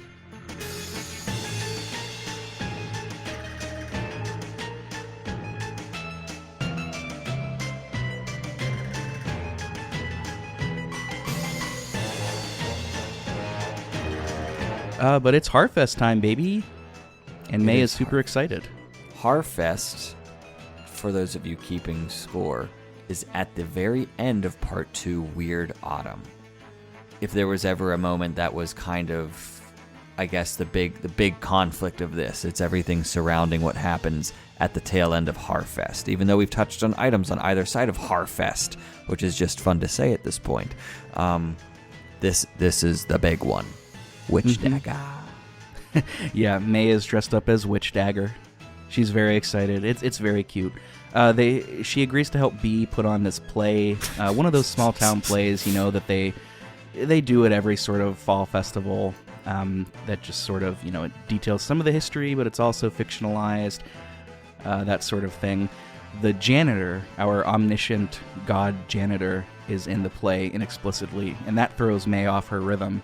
Really throws her off her rhythm in the performance. This whole thing just plays very, very heavily into the theme of like small town life. She feels like a ghost that's cursed to never leave this place, etc. But now we're at a point that you mentioned earlier, because Greg is going home for a date night with Angus. Bee has to mingle with the town commerce folk, so May is alone. While May is alone, May sees a character, one who I believe you've spoken with at one point in the game. It's the guy who's kind of home for a while. If I'm not mistaken, he's like I don't want to say a student. I'm not really sure. I thought it was a little unclear, but somebody young, we should say. Sitting by a statue, and this figure in this kind of hooded outfit, the silhouette, almost gliding, picks up this humanoid animal and runs off, and May is absolutely freaked out by this, especially with finding a severed arm a few days earlier. Yeah, she's straight up like, I'm witnessing a kidnapping, and she decides to chase them. You catch up to them at the top of the hill, but you can't quite see them. And your Aunt Mall Cop comes up behind you, and she's scolding you for like being out so late. She's like, you shouldn't be here. And we very, very explicitly tell her what we've seen. We're like, somebody just abducted a kid. And all she does is say, you need to go home. Like, you've got to go home. And this is like the first direct clue that something is very weird. I mean, not just the kidnapping. That's also weird. And the severed arm. I mean, but okay. This is not right. Not the first. Yeah. And it's very weird that Aunt Mall Cop is just like, oh, you saw a child get kidnapped? You shouldn't be out so late, May. You shouldn't be here right now. It's like, what role do you play in this? I wonder, having the knowledge of the ending. It gets itchy, yeah. Another dream. This one, I think, is a little different. It's just you walking through the woods. But again, I don't see any large significance here. No, it's just kind of a segue. And you are walking. You can't run or jump as you usually can. The next morning, you and your mom patch things over, which was very nice. That's it. You get a little more info about May's incident, but it's all still pretty vague. What you do learn is it put them into a lot of debt. We're going to get more as we go on more explicitly into the consequences of capitalism rather than just sort of oblique references to small town life. What happened is the family took out a mortgage on their house from a predatory bank that preys on poor people. Like, they didn't have a great credit score, maybe they didn't have great income, and this predatory loan company or this bank said, yeah, we'll give you the money and you're going to be paying it back forever, and then you'll just be even in deeper shit. And this fucking happens in real life. And oh man, living in Kansas City, there were so many payday loan companies. I hate them all. They're sharks. They're low. They're lower than low. They are.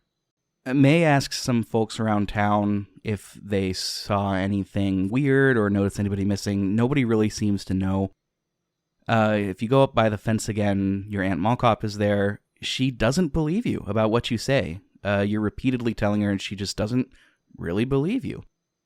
She did say that she was out in the woods this morning. Nothing turned up. There's no missing child report.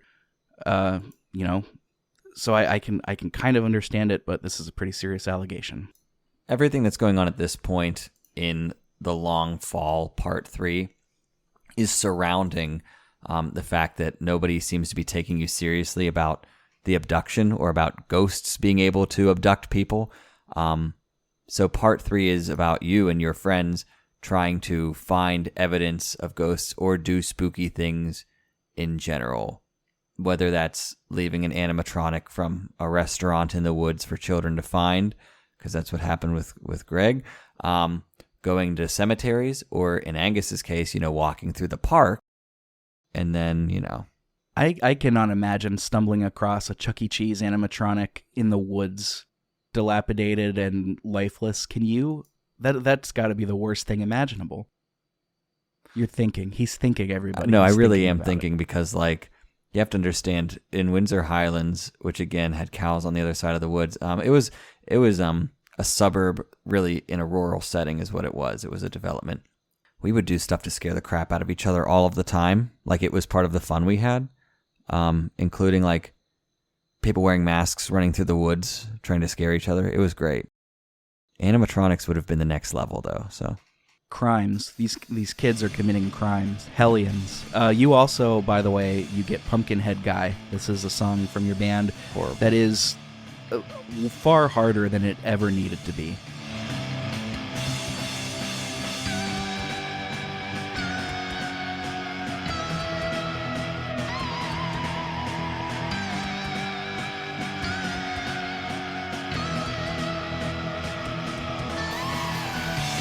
Pumpkinhead Guy.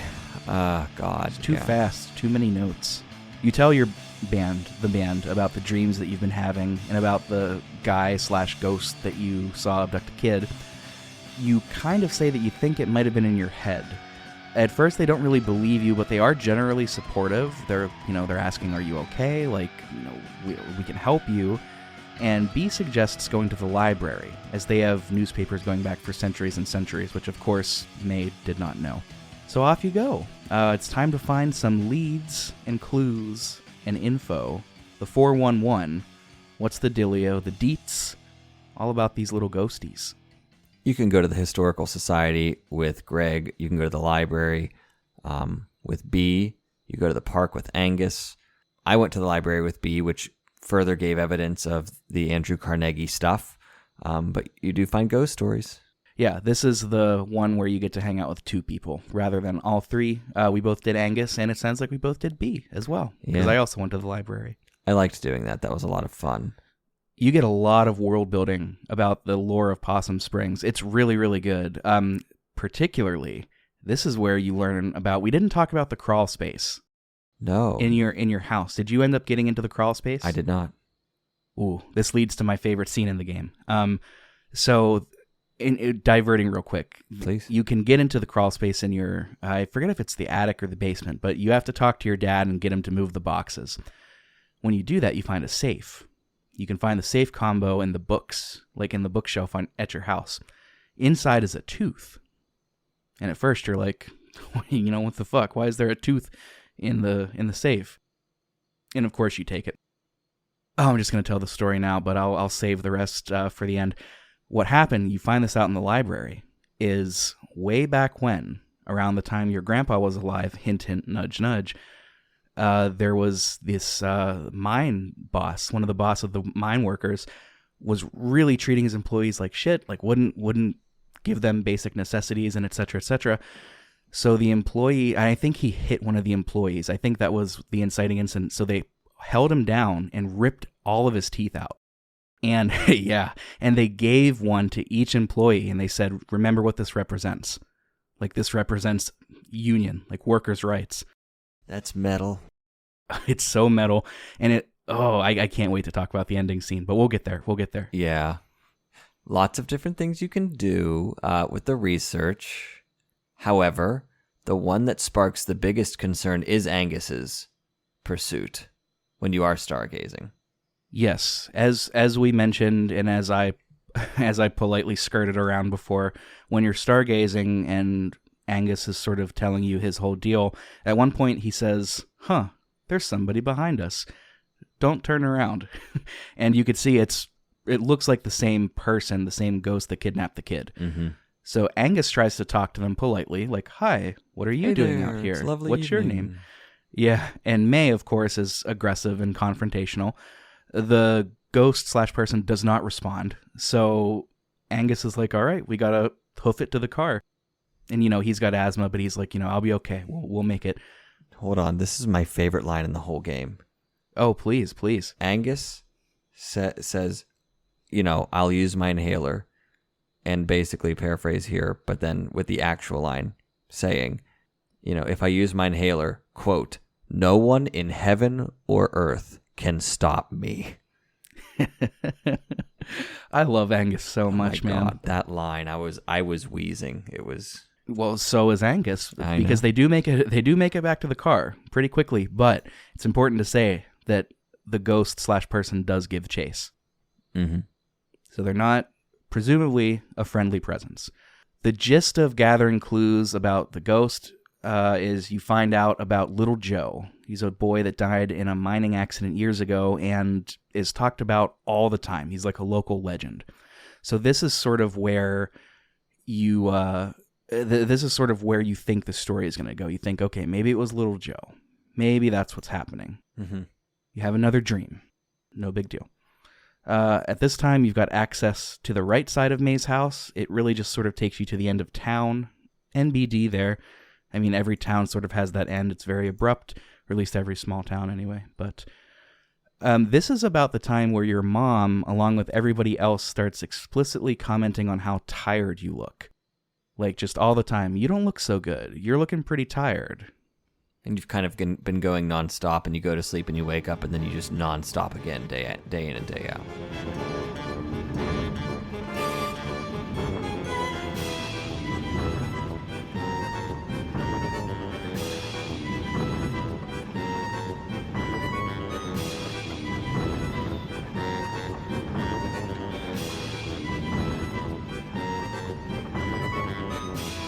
Okay, so we have another dream that we've got here.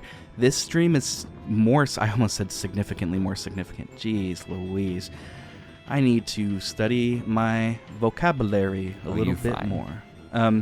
No, this dream is weightier. It holds much more significance to the plot. May is sort of talking to this giant cat that sort of represents God, like it's a sort of deity, and it's very apathetic. It's very not caring, like it doesn't really recognize May as an individual. It's mildly annoyed, but generally just really apathetic. This is kind of, we're explicitly going into the territory that we're dealing with higher powers at this point. Like, not just ghosts, but higher powers. And, of course, this becomes really significant as time goes on. Mm-hmm. The next day, my next note, sorry, I don't mean to jump in, but the next day is where Bruce leaves. Did you do any of this arc? No, not really. Okay. It's, it's just kind of sad. He said he's going home to see his kids and kind of turn his life around. He asks you to say thank you to Pastor Kate, which May doesn't really do. It's one thing that she was asked to do, and she just doesn't do it. You also learn that Pastor K's plan to, help the poverty-stricken is just immediately shot down. She's got the resources to help, but the town meeting folks are, quote, focused on bringing in business and, quote, don't want bums in their churches. Just another, capitalism is not pro-people, and this is explicitly that. Yeah. This is also where May and Pastor K can have, like, a scene about religion where May calls Pastor K a fraud because she doesn't 100% believe in a man in the sky, like a literal god. This is kind of what I was alluding to when I said May is very childish in her beliefs and also just in general. So you didn't see this scene? I did not. Oh man, I was really hoping you would because I was looking forward to your take on it. The gist is that May is asking what Pastor K believes, and Pastor K says, her take essentially is like, I don't know what is fact. I don't know what is real. All I know is that religion is about helping people. And May is like, well, how could you stand up there and preach every week if you don't even believe in what you're saying, like in the Bible? Because I think May takes everything in the Bible as a literal historical event, like one of those. You've dealt with that, I'm sure. Oh, Rick. I don't know. What's your read on that? Like, what do you think? Just hearing the brief synopsis. No, it's just I'm just all I'm saying, because as much as I could go down those paths, is that I've literally heard everything from different people, not from this scene. Yeah, I never talk about my specific religious beliefs unless directly asked, but I don't identify as a quote unquote Christian, Sure. But I will say I think it's incredibly childish of May to just assume if somebody doesn't believe 100% in every written word of their religion, that makes them a fraud.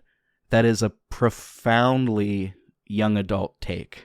Well, and it's like, it's very polarized. It's very, imagine if someone just said that, like, she was a complete failure for dropping out. Like, she would say, well, that's not the case, because but that's just what people in those kinds of mindsets and who are stuck in certain chapters of their life on repeat, that's what people do. They feel the need to criticize or call out other people. So, it is childish. There are how many billion people in the world? There are that many billion different religious, points of view. So yeah, I know we keep saying this, but the characters are really well written and their development is really good, and that's just that. You do confide in your dad about the dreams that you've been having and feeling directionless, just generally, and you're starting to be more open about that. The dreams, turns out that they're actually pretty significant. You also find out about the arm. You learn that it was removed from a middle-aged man, and it was removed after he died. But that's really all they know. Aunt Mall Cop came through and actually said this, which is a little weird. You do, if you go to the graveyard, which, do you have the choice of going to the graveyard or no? I thought you had the choice too. You might. I don't quite remember.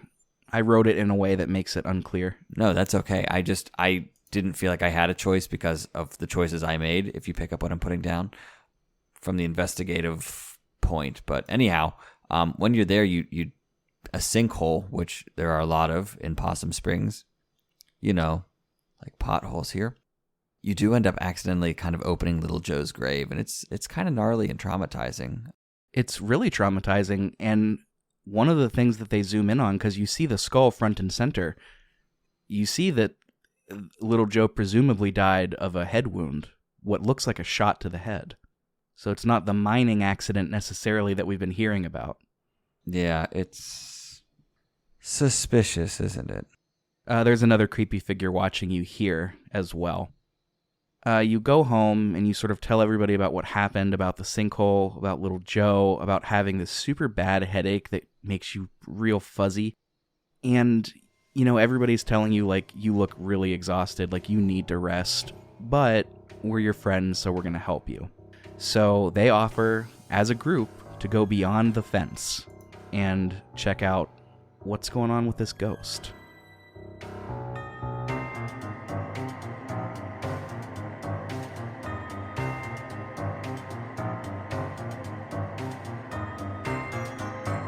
Ghost. They are not ghosts. They are scarier than ghosts who we experience. Yeah, truly. And we do experience them after we walk to the top of the hill. What are they, Ben?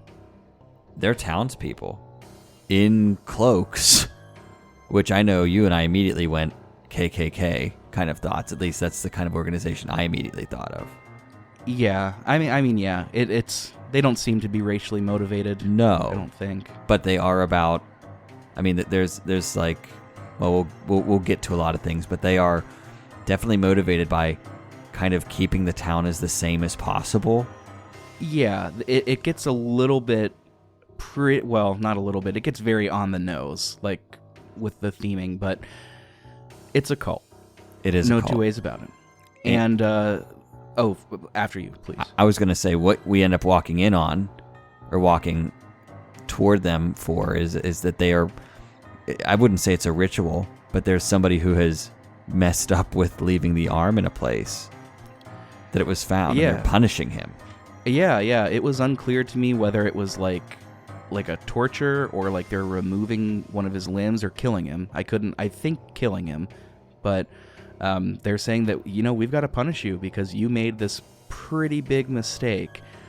He keeps like crying, like, no, please, you know, I have family, and they get insulted. They're like, you know, don't come to us about family. Your family will never want for anything. We'll take ever care of again. them. We'll take care of them. Yeah, exactly. Ugh. And you know, they keep saying like, this is the only way that you can pay. They do end up doing something to him. I couldn't really tell what it was. They're completely in the shadows. So I think that's the point, though, is that our imaginations can kind of piece together whether he was killed, whether they ripped off his arm and threw it in the street. Like, you know, it could have been anything, but I think that they would have killed him. You know? Yeah, it does add to the intrigue and to the effect to not be able to tell. But whatever happens, it affects May because she gasps, and one of the cult's members says, "Who's there?" And then they say, May Borowski? So immediately they're like, oh shit. And this leads to a chase scene. Like, you are running as May, and two members are chasing you. I almost messed this up because I thought it was kind of cutscene-ish, and then I went, oh, I'm supposed to jump. Yeah. Mm-hmm. And it throws you for a bit of a loop because after about a minute, the screen goes black, and then we hear a gunshot. Mm-hmm. And immediately we're into part 4, the end of everything. At this point, the scene opens up with Germ, Greg, and B all hanging out together. Angus is also there, if I'm not mistaken, is he not? Angus is in the kitchen because the way that he knows how to help people is by feeding them. Yeah. We should say, too, that the character you control is either Greg or B. It just depends on who you favor during your playthrough. Greg, so you can interact with people the same way. You don't get any special superpowers being Greg. You're another person that interacts with people. Everyone's kind of mulling about playing games. It seems that it seems that May has injured themselves pretty horribly from running and you know, experiencing perhaps what is, because I don't know how far the fall was, but she is, for all intents and purposes, I think they're afraid that she is truly comatose. Yeah, right now we don't know if she's dead. We don't know if she's been shot. We don't know what happened. We just know that, you know, May and her parents have been unreachable. and people have been staking outside of your house, your apartment. Yeah. And speaking of that, you do hear someone outside. Greg says, crap, and then the scene just cuts to a sort of like a reverie, a dream of May walking through the town outskirts after she suffered the fall or the shot. It's not clear. It is a fall, but we don't know that just yet. No. She's very woozy. It fades in and out, and then it pivots to May unconscious in the church with, the townsfolk all around her wishing for her well-being, except for that old crocodile that's a jerk to her. At this point, we don't know if she's alive or dead because we're just in a church kind of sharing different thoughts and feelings about her. So it's like, oh my God, are we memorializing her? Right. It's played out like a memorial service. And what's interesting, too, is they don't know about the cult. What they were all told is that May and Co. were out late where they shouldn't have been, and somebody was hunting before the season officially started and shot at them. And this caused May to fall down tons of brush and etc. Once again, the janitor shows up. Interestingly, nobody knows who he is. And the scene sort of kind of melts from the church into the hospital. It's a very cool transition, but it was kind of out of left field. I was like, oh, what game am I playing again? It was neat. He tells everybody that May will be fine, and they're like, who are you? And then May speaks for the first time. She says the house is gone. It's dead. Everything. Little strange. Okay. We don't exactly know what she means by that, but we can kind of piece together if we're taking a step back and looking at the pointillism portrait as a whole, rather than examining every sentence, every word. It's existential, and things are beginning to lose meaning at a fundamental level. I think that's sort of where May's head is at, and we learn why pretty soon. Yeah, it's a little strange, all of this, but it does come together. May walks all the way to Greg's apartment. Yeah, that's who was outside when Greg said, "Oh crap," because they thought it was one of those hooded figures. Greg is obviously ecstatic she's alive. Germ keeps playing games because he does. Germ is just like playing like Tony Hawk or something, and he's just like, "Do I have to stop playing my game?" Yes. And May is like, no, it's actually kind of calming, but it's just very funny. Germ is a hoot. Germ does not pick up on social cues. You decide to spend the night there. As you're going to sleep, you are talking with Greg on the couch. Yeah, either Greg or B, but it's the same story either way. About what happened with this kid in a softball game. Yeah, we finally learn about May's incident. And it does seem to be some sort of dissociative disorder. She just broke. Everything kind of started falling apart, like in her vision, and she attacked this kid with a baseball bat. Yeah, I broke is the verb that she used. She said that everything just looked like shapes, and things started to lose meaning. And the day at the softball game, she said that she just attacked this kid, like this random kid, beat him half to death with a baseball bat. Just because she wanted to see. Like, it wasn't because she had no malice towards him. Like, she explicitly says he didn't do anything. Like, this kid, his name is Andy, by the way, like, he was just somebody. He was in the wrong place at the wrong time, and May assaulted him halfway to death just to see if anything mattered. And she said no, it was just all shapes, red shapes. And this is sort of what breaks her. And this is why she came home from college, right? Because it started happening there. It happened more frequently. Things were scary and unfamiliar and just shapes. She didn't know what was going on. I mean, she was disassociating. I think that's really the best way to say it. She couldn't process her environment. After this beautiful conversation, and this, I mean, it's difficult material, but ultimately, like, her friends don't, her friends are there for her full stop. She returns in the middle of the night to that hill where the cult was. Sees a figure there that will not speak back to her. Thanks be to God, her friends followed her. And Greg shot the guy with a crossbow, which was in one of the scenes whenever you guys are doing crimes. You get to shoot a crossbow. It's a literal Chekhov's crossbow. It's fantastic. I'm almost positive I didn't come up with that joke. I think that's been made before and I just picked it up. No, I like it. The gang is like, May, we believe you, we love you, but this is crazy. She's like, but I'm following. And they're like, okay. And they follow this figure into the mine, where we see the red light that's been guiding us through parts of our dreams, which I thought was interesting. Right. That is a direct callback to it's not even a callback. It's the same thing. May explicitly says that like she knows some part of this is all in her head, but she needs answers. Right. This is independent of the dissociative episodes that seem to have gotten better as she's been back in a familiar environment. But that's another conversation. This is independent of that. And, well, we get the answer right now. TLDR, it's a cosmic horror. It's a Cthulhu kind of deal. It's an elder god. It is. You run into the cult. You go down the mines all the way to the deepest crevices, and you find the cult. It's you're sort of at the edge of a cliff. They're on the other side. There's a cavern in between you. And the gist of it is this. So the cult is, quote, a bunch of old boys trying their damnedest. Mm-hmm. That's how they refer to themselves. And, you know, they seem to think May is misunderstanding because she keeps saying, like, you know, you're not trying to kill us or, you know, et cetera, et cetera. And they're like, kill you? Like, you don't really get it, do you? Like, we wanted you to come here. Like, you're here because we lured you here. Like, we wanted this. What happened essentially is this. At some point, they discovered this cavern, a seemingly endless pit. In it is some kind of god, a deity, a monster living in these mines. According to them. According to them, yes. They can't see it, but they know it's there.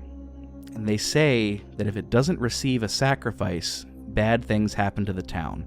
So if they don't feed it, that's when the flood comes. That's when the jobs leave, etc., etc. They believe if they feed it a sacrifice, always a young troublemaker, somebody poor, somebody that's not quote-unquote smart, into trouble, someone who's not going to go far in life.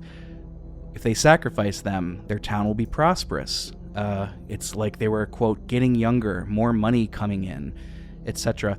This is as on the nose of a metaphor of capitalism as it gets, sort of how it's, you know, it's the older generations that have caused the hurt for the younger generations. This is this playing out in a sort of cosmic horror way. The older generation is literally killing the younger generation to keep things how they are. Like, they don't want to change. They want the economy to stay the same, and they want the jobs, and they want the town. Make the town great again. And this came out, by the way, in 2017, so the whole keep the town great, make America great again was probably in full swing. Well, yeah, and I know you say metaphor for capitalism. Also kind of as a, you know, an appendage off of that. I mean, I don't want to say that you're wrong, because I don't think you are. They mention things like the wrong types of people moving to town as well, kind of talking about, like, I think I read at one point something that was like more or less talking about immigrants that they didn't want. Well, I mean, I think that plays into the capitalism thing perfectly well. Oh, and it does. It's just that to me kind of started getting into, like, superior-ishness. Well, I think it's, and I'll be curt here. Oh shit, I made that joke already in this episode. I'm running out of my dad jokes. I'll be Gary. Thank you. You're welcome. What's a fella got to do to get a drink around here? What's a drink got a fella get to do around here? I to be perfectly candid, I do think the main theme is the effects of capitalism on the young generation, but I think it's using who is touting this idea that capitalism is superior. It's a specific generation. It's a specific slant of politics. We all know who they're talking about. Mm-hmm. that's kind of my read on it. So, like, of course that they don't want immigrants coming into their town. Of course they want the mining jobs back. Of course they don't like it when any of their own leave. And of course, what do they want more than anything? To take care of the family in the family town. So I kind of get it. It's a very specific demographic of people. They did a great job. They did a great job of binding together literally all of it. Like people who don't want anything to change, but people who want certain things to change so that they can make money, but then they want things to go backwards to the way that they used to be, but then they also don't want certain new people coming to town. They want it to be frozen in time, which is, kind of sounds like, back in my day, I went to college and I paid for my tuition just with my job. Well, when's the last time minimum wage went up, buddy? So, like, slow down before you go that route. But, in case you can't tell where Rick and I stand on things, this is, you can call them Klansmen, you can call them capitalists, you can call them, they're very much an amalgamation of all things that are wrong and concerning about these towns. And I don't know if you know this, Rick. At one point in Washington, PA, I forget where it was specifically, had the highest concentration of KKK members in the United States of America. That's really unfortunate. Similarly, I heard, I think this was on Freakonomics, that they used big data from Google searches shortly after Obama was elected president, and they found that the most racially aggressive, we'll say, Google searches did not like, it wasn't a north versus south thing, it was a west versus east thing, with like the east being particularly more prone to racism, with specific hotspots in southeastern Ohio, southwestern Pennsylvania, and I think one of either West Virginia maybe, but yeah, it's not surprising, and that sucks. But these people, this cult is very much kind of binding all of those traits and qualities together of, I read a bunch of old boys trying their damnedest kind of feels like the good old boys. You know what I mean? It just kind of felt like 100%. This scene, I know you and I are just kind of talking around it a lot. It's very, very powerful. This scene is, in a way that I've never experienced anything like it in a game. We should also say, too, that we've seen missing persons posters about a character named Casey, and I think we neglected to bring Casey up. Casey was a friend of our general group. Like, not like part of the gang, but like, they were all friendly with Casey. Greg loved him. Casey, yes, Greg in particular loved Casey. And Casey was always the type to talk about just like skipping town. So when Casey went missing, they didn't think anything of it. No, the call straight up says, no, we killed Casey. What was he gonna do? Like, look at his brother that got tied up in methamphetamine. He had tattoos. Yeah, no, straight up, yeah. Like they basically said he was gonna be a failure, so we killed him. At which point, Greg kind of loses his cool and threatens to shoot them with his crossbow, and they all pull out shotguns, and they're like, I think you're done. Like, set it down. Yeah, and I don't even know if they directly say we killed him, but they're just kind of like, well, he wasn't doing much good. And no, they did. They did say we did kill him, because I thought that they were like, you couldn't hear his screams. Well, they don't say kill, because they justify it. Right. I was going to say it's implied that they did. But they're very... Yeah, they won't say yes or no, but they did.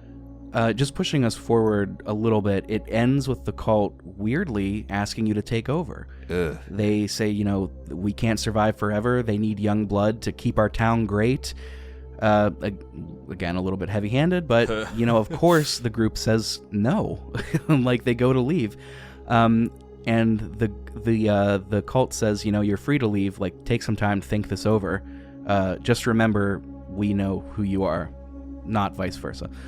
But as you're leaving, I hate this. One of the overzealous cult members comes up and chases you, grabs May by the leg, and almost pulls her down the elevator shaft. But the commotion causes 1, the elevator shaft to fall, and 2, a cave-in, presumably killing everybody down there. This was intense. Yeah. I'm usually not a fan of 2D games, just generally. This game, I was like, holy shit, I am living in this right now. Because it's not outside the realm of something that could actually happen. You know what I mean? Like if it's something that like could happen, I'm usually blown away. Yeah, and I mean, the guy gets stuck between the elevator and the ground as it's falling too. So, I mean, for all intents and purposes, he could have been severed in half like by the elevator falling. We don't know though because of the way the rocks fall and it gets dark. Crazy. So we're walking out, and as we are, May sort of falls into the river, and this is where we get to speak to the deity directly. Like this is the deity in May's head. And I'm curious your read on this because I'm not sure where I stand. May says that she understands who this monster is or what this monster is, but the way May speaks is so disjointed and harried that I'm not convinced that she does understand. She has an abstract picture, but she can't quite nail it down.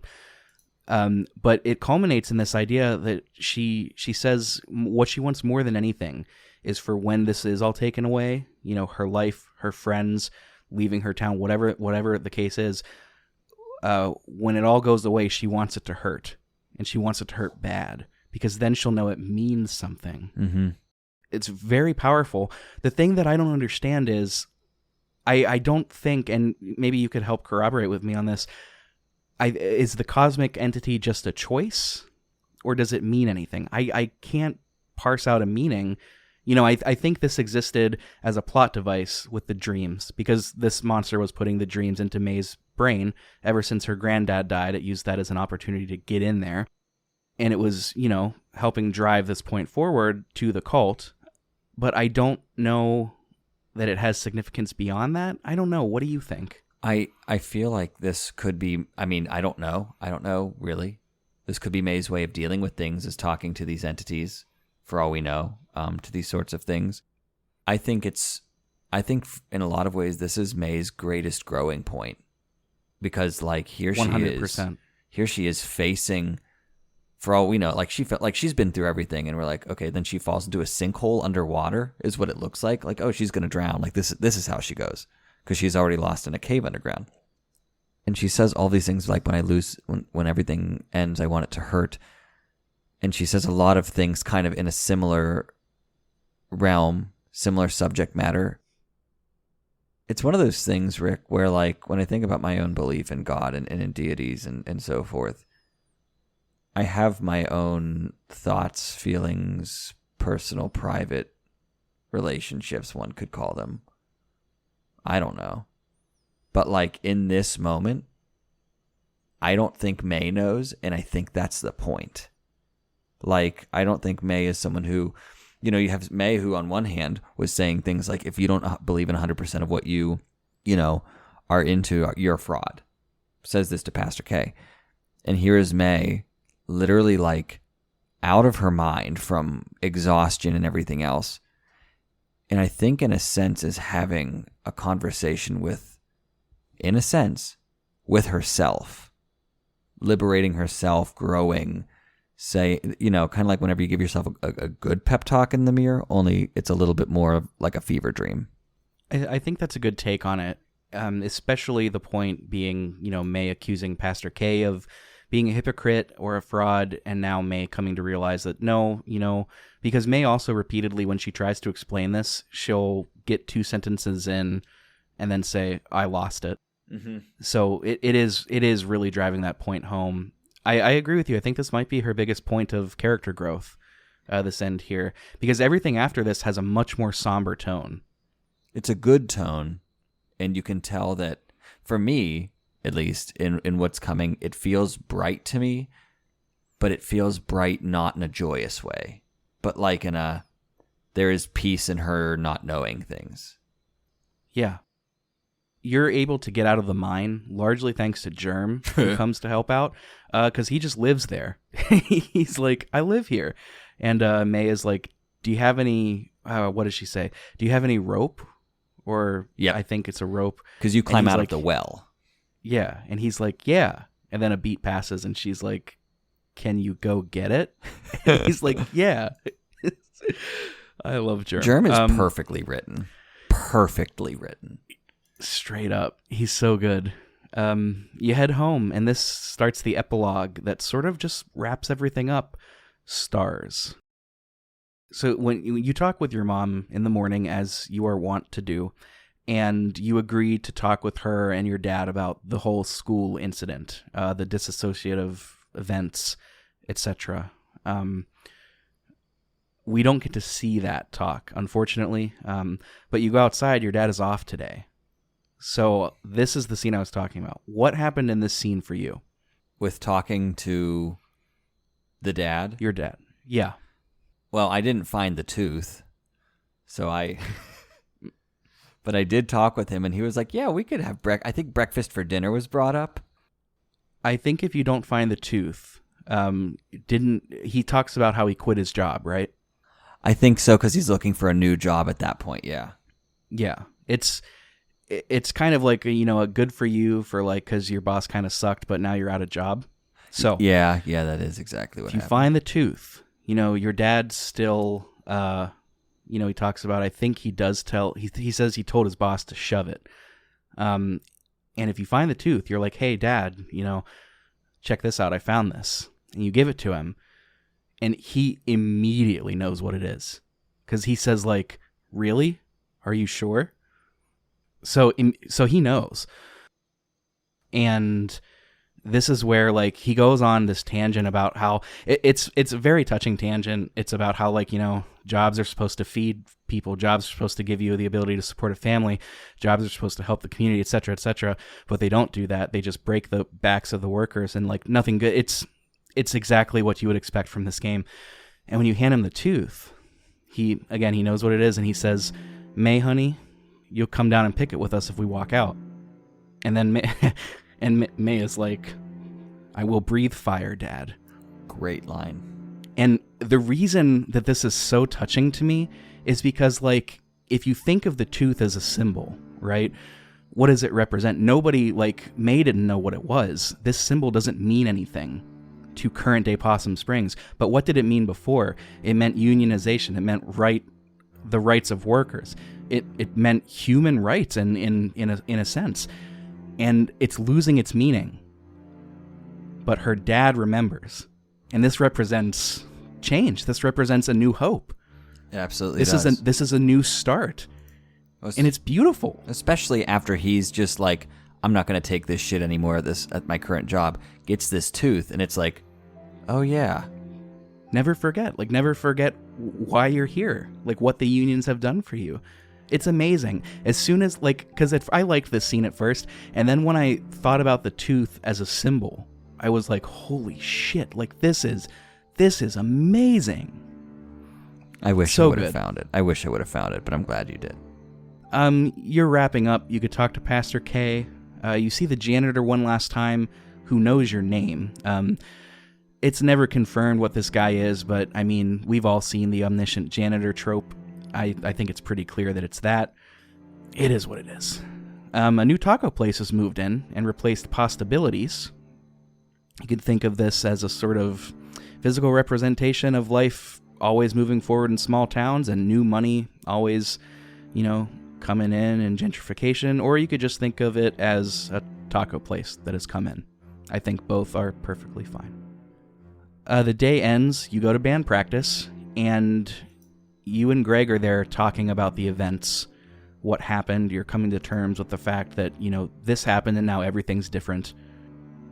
B has, I think it's here, where B has a pretty on-the-nose reading of, like, the message of the game.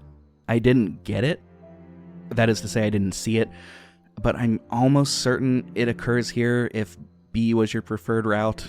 She basically summarizes the theme just very matter-of-factly, and it's like, oh, okay. It's kind of like when the movie says the title of the movie, Sure. But it's fine. And what I love about this ending, and I think we talked about it, is it's not cinematic. Life goes on. I think, like, the last thing is said is May says, like, what were we talking about again? Well, and that's why whenever you say that, you're a little upset that you didn't get to see the conversation that, like, May has with her parents, I love that. That to me is a very Studio Ghibli ending. Like, yeah, we'll talk about this later tonight. Oh, yeah, well, what were we talking about? Like, all of it's just very, like, life continues in Possum Springs, and our imaginations have to fill in the gaps. I think they did an artistic, like a beautiful job with leaving the right things untied and the right things tied.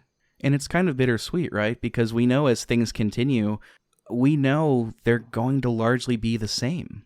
You know, we do get a new hope from the tooth, but it's possible to have a canon playthrough where you don't get the tooth. And, you know, things keep moving on. May's family is still going to struggle. Bee is still going to have to pull more than her weight at home. It's, you know, it's a very bittersweet ending. But I agree with you. I love it. I really love the ending. And that caps Night in the Woods. That is Night in the Woods, everybody. Stupendous. I'm so happy that you put this on the calendar. It's just, Rick, it's one of those games that like I look at and I'm like, there are so many games that I think are obvious to play. You know what I mean? And it's not that Night in the Woods isn't a titan in its own ring of the 5-ring circus of video games, or, you know, it's not that it's not significant, but it's understated, but just a foie gras of meaning. It is just packed full of, well, and the meaning, right? Like the different perspectives and meanings you can get from the game are in your hands. Who you interact with, what you feel, your relationships. I mean, you have decisions to make. Yeah, it's very much a game similar to Edith Finch that we've played before, or Firewatch, a game that has a lot to say, but isn't a AAA budget. And it's one of those indie games that's not afraid to be daring because they're not being held tooth and nail to, you know, a revenue stream. We have to make this much income, you know? It's part of what makes indie games so special. Well, because indie games, I think, at their core, are trying to communicate something, right? It's not about churning out some Goliath of a game that like is just gonna like that people can milk and get as much money out of as possible. I think people who make indie games have a lot to say. I mean, you know, we covered Undertale, right? And like, what couldn't you say about Undertale? Depending on how you skin that cat, which there are about 150,000 ways to skin that cat. I don't know. Indie games deserve a lot of love, and yeah, I don't know. We could be here all night talking about it. I wanted to shout out 2 videos that I really liked about Night in the Woods. One is from a larger YouTube channel called Errant Signal. They've got a really good video essay on this. And another one, I don't know if this creator is still active. They've only got 5 videos. They haven't been active for a couple months. But they're a YouTube creator named Stushi. They've got like a 40-minute video essay. It's absolutely brilliantly analyzed. I really like both of their works, and I was consulting that for a lot of research. So thanks to both of those creators, and phenomenal job. I'll need to watch that. I will need 40 minutes, but when I have 40 minutes, I would love to watch that because I enjoyed the game. Victoria enjoyed the game. It's a cool game. Well, we don't have 40 minutes right now, but we do have about 2, and that's just enough time to get through our ending plugs. So, before we get into the ending plugs, I do have a review that I wanted to read on the show. I was going to remind you, Rick. I was going to remind you. I told Ben to remind me because I have forgotten before. But we've got a couple of new reviews. This is a 5-star review from Eric Guess Who. I don't know who. Title. His last name is Guess, so it's peak comedic gold. Eric Garrison? Eric Lauridson? Sorry, go ahead. You want to take one more, or is 2 good, or do you want to take a third? No, but I do enjoy when people have the last name Who as well for the same reason. Please continue. Exactly. That's what I'm trying to tell you. Okay, so 5-star review, subject title, why aren't you listening to this show?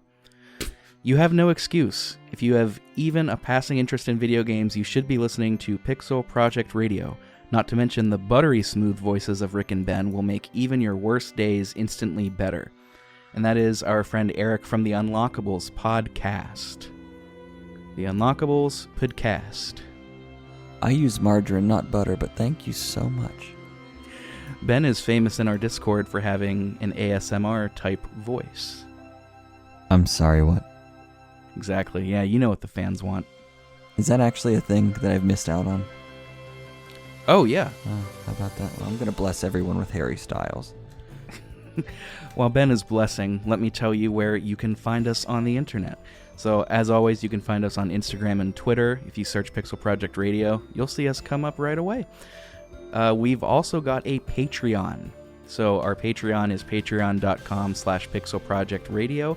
If you want to be like the other really generous folks that have decided to kick us a couple bucks a month, even as low as $2 a month, we've got some tiers for you, and every single one comes with bonus content. So if you like what we do, take a look around. We would appreciate it more than you know. Truly, we truly would. We appreciate you in general. That's true. But, money is the grease that moves the wheel of the world, Ben.